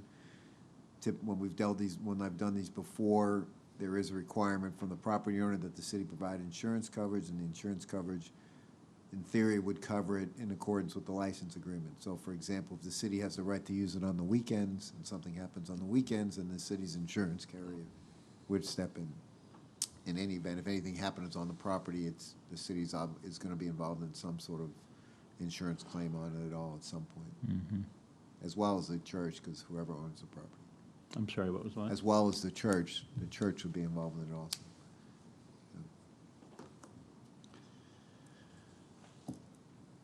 Anyone else? Mr. Trace? Do you have an estimated cost if we paved that whole Phase 1 section? I do not, but I can get that put together. I do not have because like I said, it really depends on what kind of treatment you go with it and that sort of stuff. I mean, but I do not have an estimate for that right now. Asphalt with a little swale on the side to the stormwater? Think that would work? We'd have to look at something like that. Like I said, yeah. Like I said, either that or, like I said, depending on how permanent you want to be. I know right now there's a lot of properties that are starting to do below ground storage right now also, depending on how much you want to actually have for the parking and how long-term you would like the parking lot to be. Member Matheny? Thank you. Is it possible to call Mr. Moody up to the microphone and ask him a question?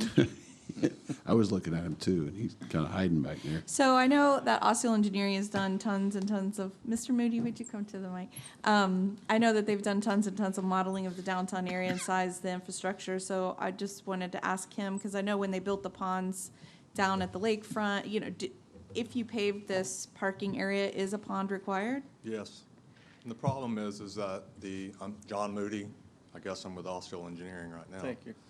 1003 Florida Avenue, St. Cloud, Florida.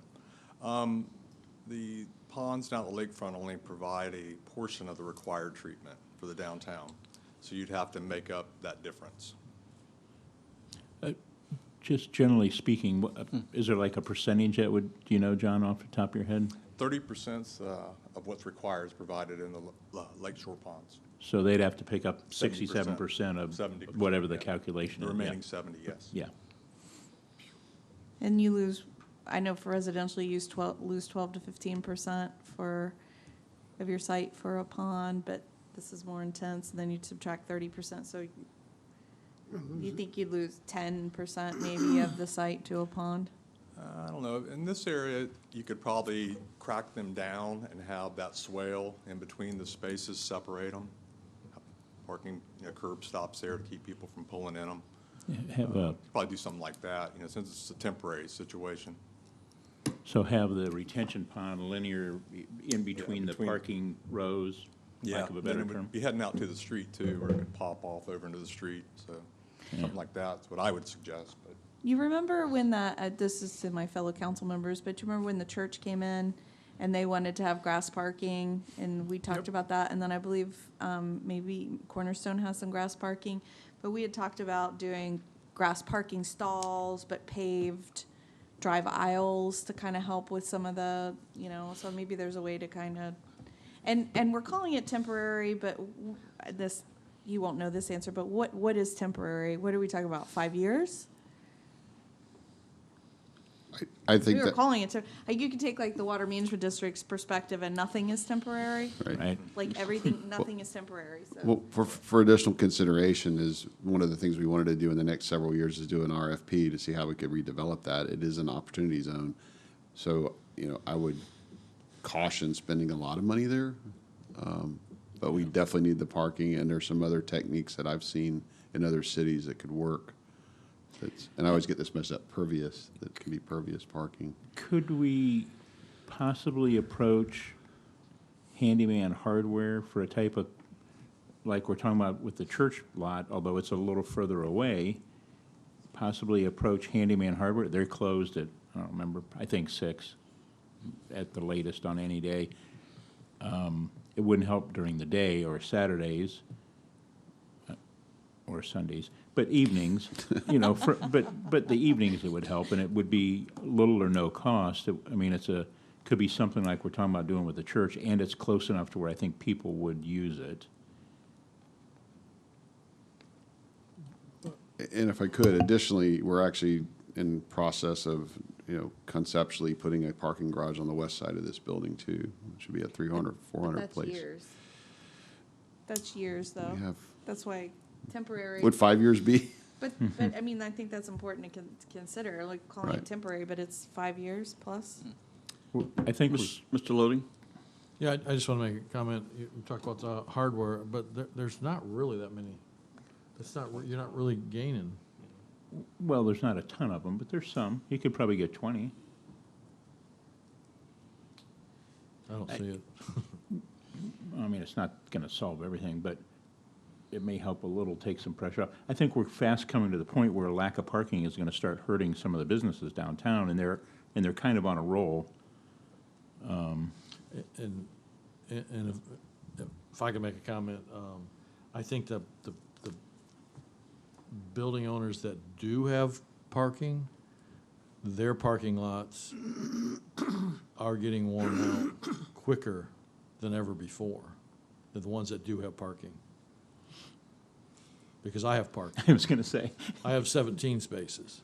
Right. And it used to be I could code it every 5 years, and man, I can barely make it 2 years now after I code it because it's being used constantly. But for Not the by my clients, But for the restaurants but on for the restaurants Pennsylvania, on yeah. Pennsylvania Avenue. It could be packed. I can't even find a spot some days if I get there late.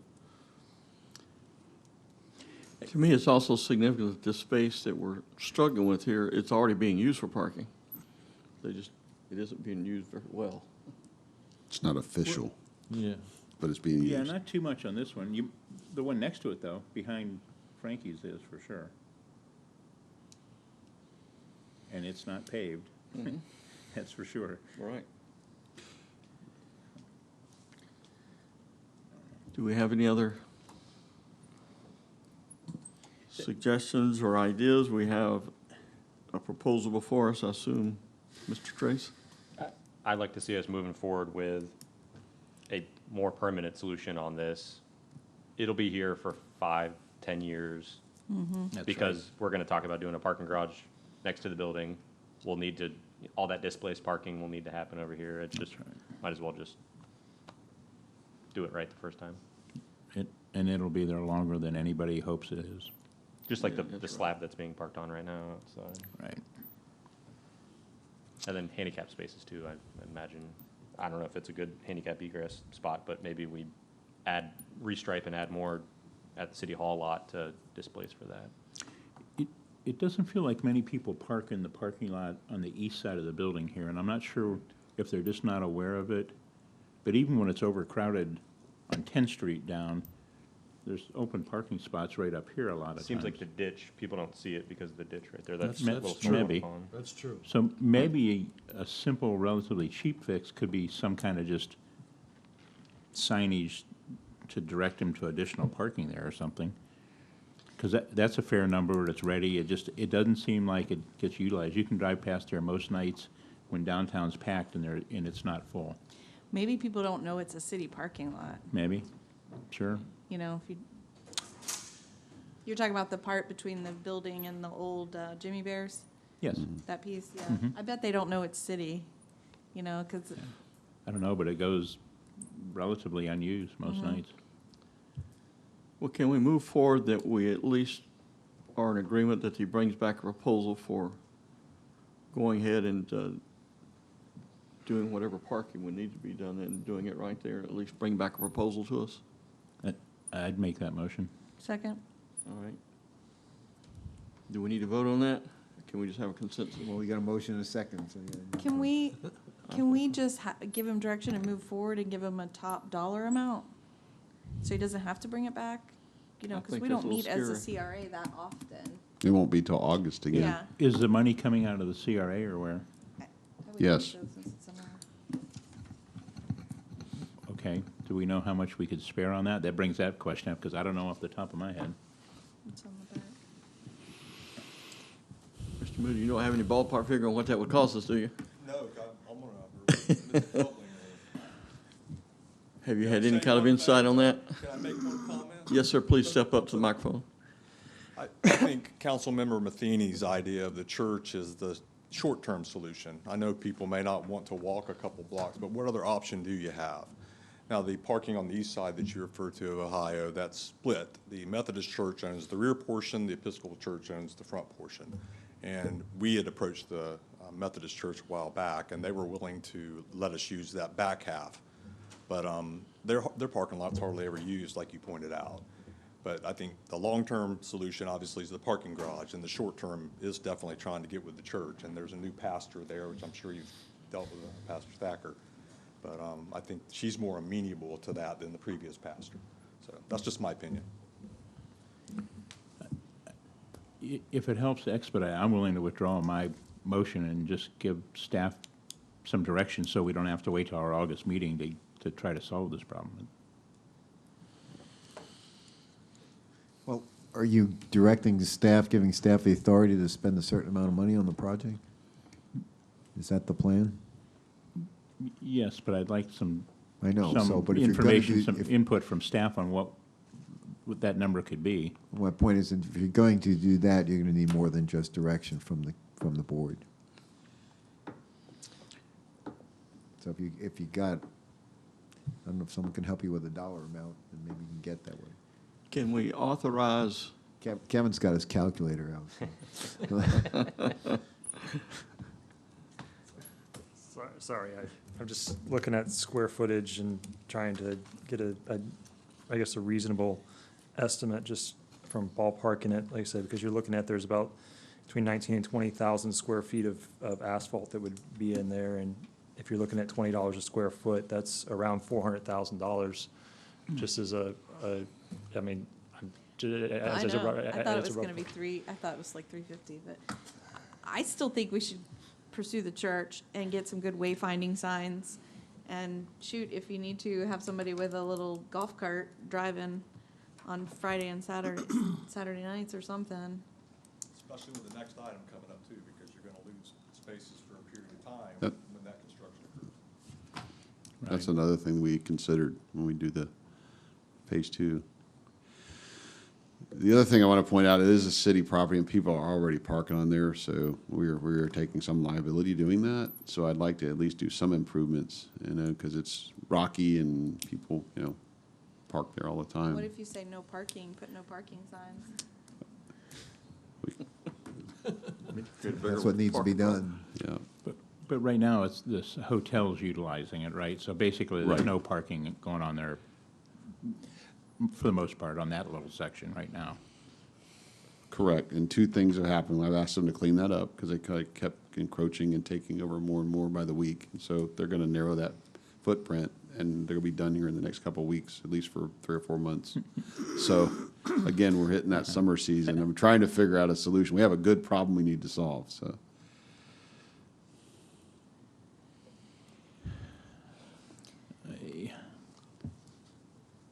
well, certainly, you're moving forward on the, checking with the United Yes, Methodist like I said, we were already doing Definitely that. moving on. It's You're just been working that on already. difficult, and their national organization, we've reached out to them. I do think that's a viable solution. The second thing, let me propose this, that we come back with some design work for the next meeting. I know it's going to be August, but I'm not comfortable spending that kind of money. I know you guys trust me, but I'm not comfortable with that amount of money without more engineering and design on it. I would agree. So we'll come back in August with at least a preliminary plan and estimates and the whole plan. Or even a special meeting, We can do that too, if we can get it if you together. can get Al. it together. Yep. Member Matheny? Thank you. Like, as a short-term fix, can you put some signage up that shows parking and indicate that parking to the east of the building is open for public parking, and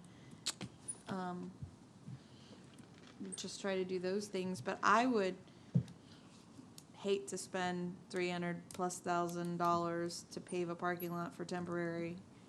I mean, I'd say go to the church. Go to the church. And we are. Like, I mean, do you need the council to come with you and knock on the door? Yes. Like, So we can certainly put up parking signs. We'll have to look at the code under the city manager's authorization. So I don't have to come back to the council for that. And we'll come back in August with the more hard numbers and some planning on it. And Well, I think with the growth that's taking place, even if you had worked out a perfect deal on the parking at the Methodist Church, eventually you're gonna continue to have a parking problem. That's right. And I guess we've all been down here on Friday. And I also, if I could. Great problem. I agree with Mr. Davis that we reach out to Mr. Hauser also. I mean, it's 20 parking places, so That's right. we'll take a look at that. Whatever it is, it's extra. We don't use it right now, so. Because like I said, when we start the atrium in the next 6 months, we're gonna lose that parking right over here also. maybe you could look at all the businesses in downtown and talk to them and kind of get 20 parking spaces here, there, and yonder in agreements, or Mr. Loading has 17, he's willing. You have direction on that, do you not? Do we need? Yes, we're discuss clear on anything that. further? Yes, sir. All right, could we move on? Yes, sir. Guess you'd like to go home sometime tonight? The next thing we're talking about is the phase 2 of the downtown project. The extent of this is from on Pennsylvania from US 192 to 9th Street, and on 10th Street from Florida to Massachusetts Avenue. Like I said, right now we are at the plans are at 100% done. They have been submitted to the FDOT for their review. There's a few products that we have to be able to get variances from the FDOT because they are proprietary. So like I said, so we're going through that process right now. And so like I said, so that is something, like I said, that the plans are pretty much ready to go. I know Mr. Sturgeon brought up at the last council meeting that because of the DOT and that sort of stuff, it's kind of delayed our start time for the construction process. And so we were hoping to be able to start the actual construction portion in January as opposed to October or November timeframe to try to avoid having the roads tore up during the busiest time of the season here for November and December for the local businesses. Like I said, we kind of have cost estimates here of around $6 million. Like I said, we are looking at doing, instead of historic bricks, they will be the clay pavers as we have down here in front of City Hall. We'll have a typical layout like that, but the rest of it will look the same with the sidewalks and the no curbs and the parallel parking with the landscape islands in between the parking. So this was the original report, the original timeline. Excuse me, the original timeline there, showing that we'd be starting in October, and then this is the proposed updated timeline where we start in January, trying to, like I said, avoid the busy time of season for the construction process. We are right now, like I said, with the DOT, and then we also, like I said, our project manager is finalizing the bid package as we speak. She was working with procurement today about trying to finalize it so that we're able to start advertising and be able to get this going.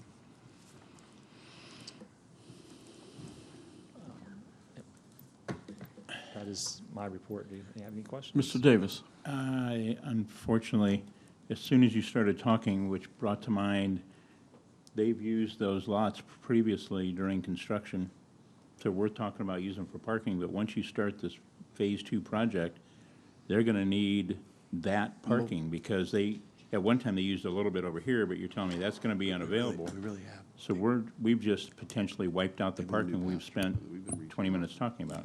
Yeah, there's gonna be mobilization. Well, like I said, if that is being utilized for actual parking, it is up to the contractor to be able to find laydown areas. Like I said, the only other place we'd have that they'd be able to lay down would be a couple blocks down across from the fire department. That would be the closest place they'd be able to utilize if it was a city parcel. Like I said, besides that, I can't think of any other closer spots to be able to use for a laydown area. So that would be something, as we're bidding, if we are going to use that for parking, that we would identify for the contractor so they can have the appropriate cost in there for the further away laydown area. Okay, that'd be part of it. But do we cause additional damage to the city streets running stuff, equipment and supplies up and down that a little bit more distance? Like I said, anytime you put heavier equipment on there, like I said, there is a chance. But right now, we are doing a study for 10th Street. It's a 10th Street complete streets widening kind of project. So like I said, so within the next 5 to 7 years, 10th Street, there's going to be construction along the entire extent of 10th Street also. Okay, well, just something to think about. But Yes, sir. Like I said, because I think the roadway, it was just paved when I started here, so it's about, the asphalt itself is about 15 years old. So it is, like I said, starting to reach the end of its useful life. Oh, and the stuff. For the going asphalt, east yeah, is when horrible. it was overlaid, I think the last time it was overlaid was in 2006. So it's been, And parts of it are over brick. yes, sir. And going east is terrible.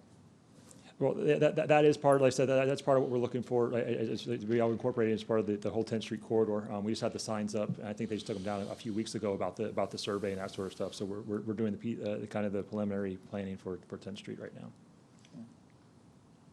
Member Matheny. Thank you. My understanding, though, is there's no funding for 10th Street, right? I think No. that's my conversation with Ms. O'Lory. No, right now, we're going through Metro Plan with it. Like I said, Metro Plan is funding the study right now. So it is something that we are trying to move through the Metro Plan process. Right, so it's an unknown timeline to have money for design and construction. But I think we need to be careful on that. If we make it too nice, you're gonna drag a bunch of traffic off of 192, trying to avoid the blockage. And then you're gonna have complaints with all the traffic you're stuffing down 10th Street, up and down through the residential areas. I think it's gotta have like the traffic calming whenever it gets, the complete streets, you know, you gotta make the lanes narrow, you gotta make it uncomfortable for people so they don't drive 50 miles an hour on a drag strip, you know, you gotta meander and in and out and that kind of stuff. But I Run just over have to this that. really important question for myself and Mr. Cooper. What do the light poles look like, and will they hold string lights and his music? In what? His music, because we had a heck of a time on the other phase getting that, and they weren't structurally able to handle all that. So we've got that covered in this phase. It's my understanding, yes. And then something else was just happening, and I don't know if this is something we can accommodate. I was talking to Ms. Holcamp about the lights, the string lights, because I thought we were gonna have lights that changed, not like you literally change the bulb, Change the but like color you for could the change them, season? you know, we could say it's Christmas, you could just turn it. But she said we don't have Bluetooth on the poles, and so they can't figure out how to get Bluetooth on the poles to run that. So that's just another thing to look at, maybe talk with Ms. Holcamp about that. They do make smart poles that have all that in one. But you gotta get them from OUC. Yeah. Well, that was Monopoly. That's the fly in the ointment right there. So, Yeah, in the first phase, OUC was gonna be doing all the electrical, and then they weren't, and then we had to take it on at the end. And, Did our best in a short period of time. and like I said, in the poles they put in, we told them all the stuff, all the requirements we were putting on them, and they said they were structurally sound until we actually tried to start hanging them, so. Right, exactly. But those lights are fantastic downtown. yeah, it really adds to the ambiance. And I know Ms. Holcamp is working on some different lights, because just, I don't know, I think they should look antique. Member Trace. Kevin, can you go back 4 or 5 slides to the map? Are we doing brick all the way down 10th in that section? We're doing, we're not doing historic bricks, but we're doing the brick pavers.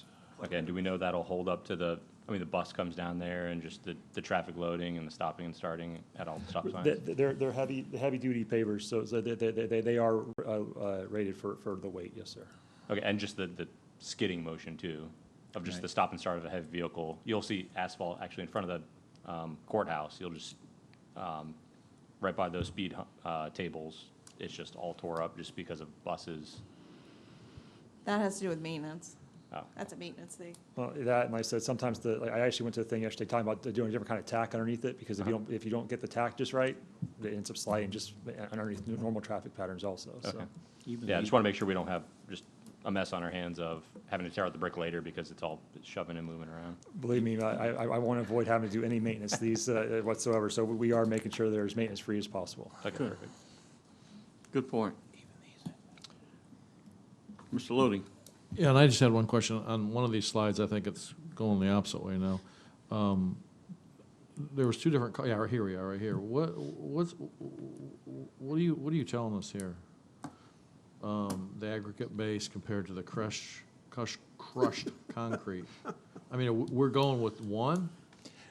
We are. Okay. Those are bid alternates, and so like I said, so we're just trying to get the pricing for both of them, and then like I said, we'll evaluate the best value for what we get. But one is definitely a better base, so, right.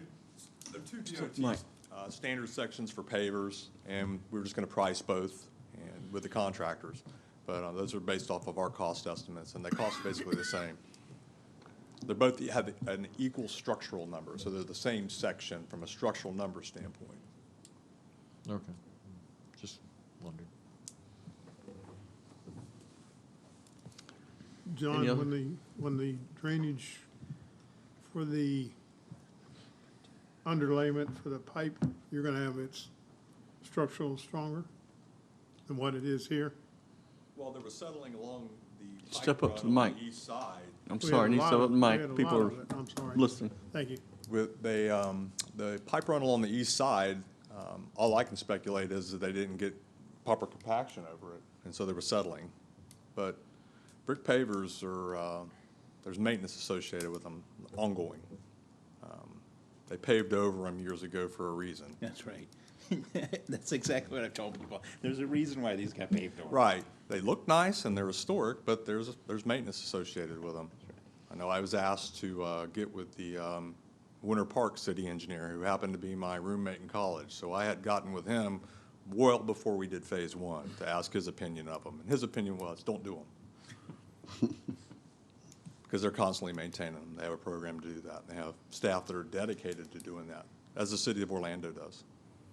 But Not doing a good job on my street. they're not. In Winter Park. Are you on Pine? No, I'm on Lasbury on Brick Street in Winter Park. Oh, in Winter Park. Okay. Yeah, well, they're just, but in a downtown urban area, they're great because they are a traffic calming measure, because they are rough. But Mr. Lowe, do you have anything Nope, else? nope, I'm done. Any other questions, discussion?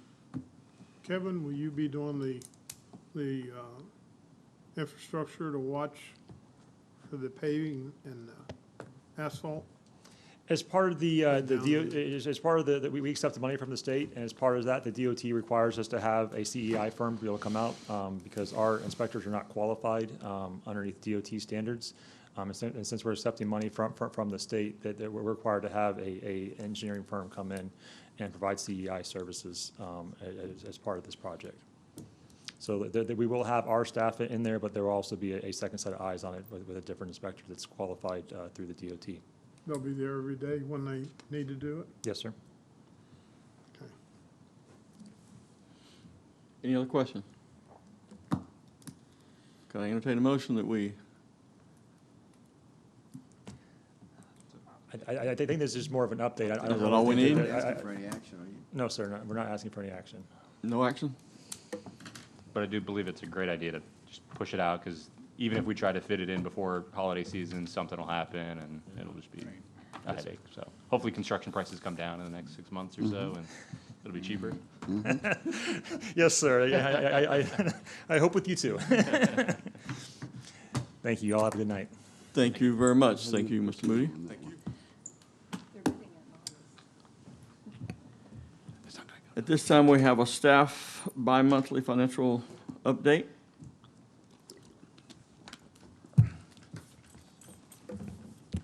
Good evening, Wendy Colazzo, Finance Director.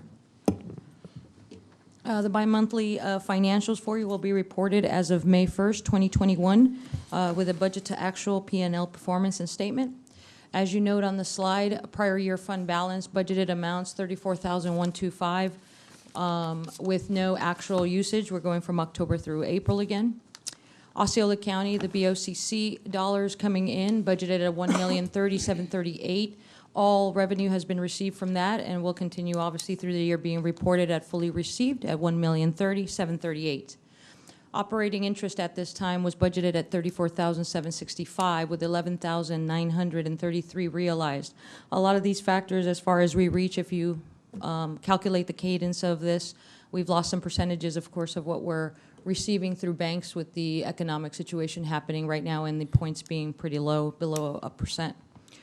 In the interfund transfer, $250,000. This is paced out at 12 months for the fiscal year. We are at a correct pace up to April to have received $145,833. That would be the remaining $104,000 will be realized by the end of the fiscal year as scheduled.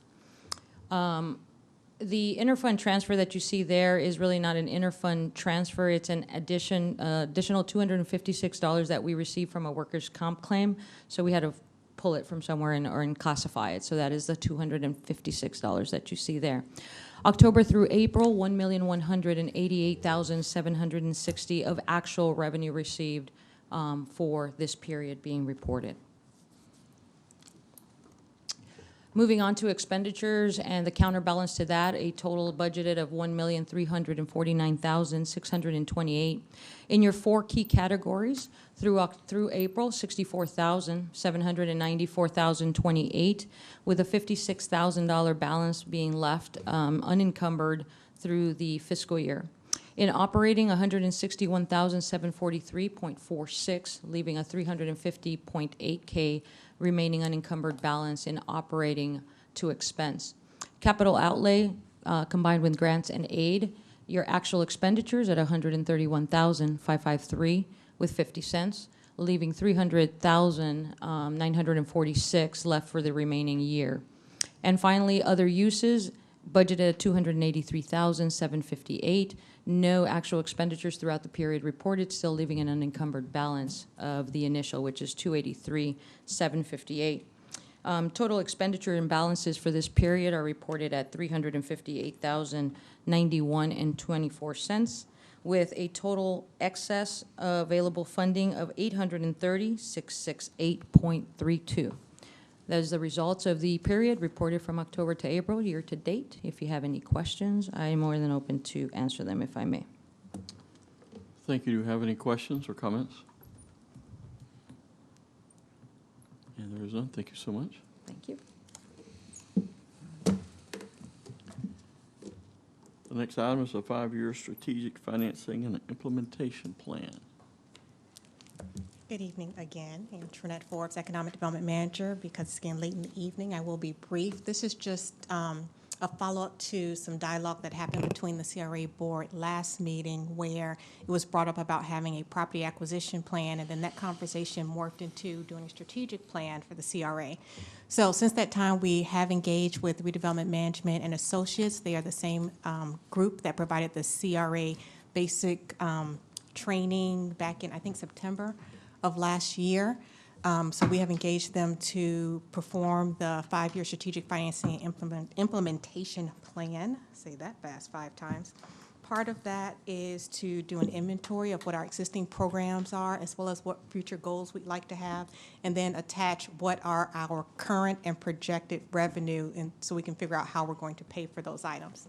So we are tentatively looking at a date for them to come in because they would like to get an information gathering from the board to find out what exactly you'd like to see as far as future goals as it directly relates to our master plan. I think we have a tentative special workshop date, if I'm not mistaken.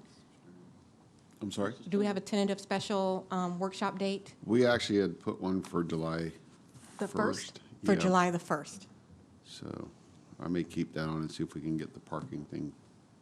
Okay. Okay, so we are Sorry. tentatively scheduled for that. So that's just to inform the board that we are working on it.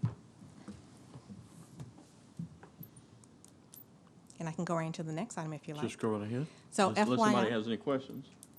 I don't think there are. Go right ahead. What time are you thinking for that? 5, 6 o'clock like normal, or? Yes. Okay. So it is that time of year where they are advertising for the FRA, the Florida Redevelopment Agency, is doing their annual conference. It is scheduled for Fort Myers this year at the Luminary Hotel. It was one of the hotels, I think that was mentioned by CJ Consultants, that's in their downtown CRA, that was recently completed. It is scheduled for October 27th through the 29th. We have included in the CRA budget for the board to participate and attend. It is in person, so if you are interested, you can let staff know. And that's all I have. And then we have a board meeting on the 28th, though. So I don't know how that is planning out. I don't know if we have stuff planned for that meeting already, or if that's something we move around, or but we can just look into it, because 5/7 of the board won't be able to I'm a be little there. slow tonight. I get what you're saying. Okay. Add it on the front end. Yes, sir. All right. We'll They look at have that. not specified what the agenda is going to be on this annual conference yet, by the way, but when we receive that information, we will pass it on so you can make a better determination if it's subject matter that interests you. All right, thank you. Thank you very much. Member Davis, do you have anything to do add? not. Member Loden? I'm good. Mr. Trace? Member Cooper? Oh, sir. Member Matheny? Just to see if you can get a copy of that presentation that was this week at lunchtime. Yes. I had a little trouble getting in and whatever, so if you could get the recording, that would be great. Thank you. Mr. Sturgeon, you have anything? I have nothing. Thank you, Was sir. yours? Nothing, sir. Thank you. Would anyone in the public like to comment?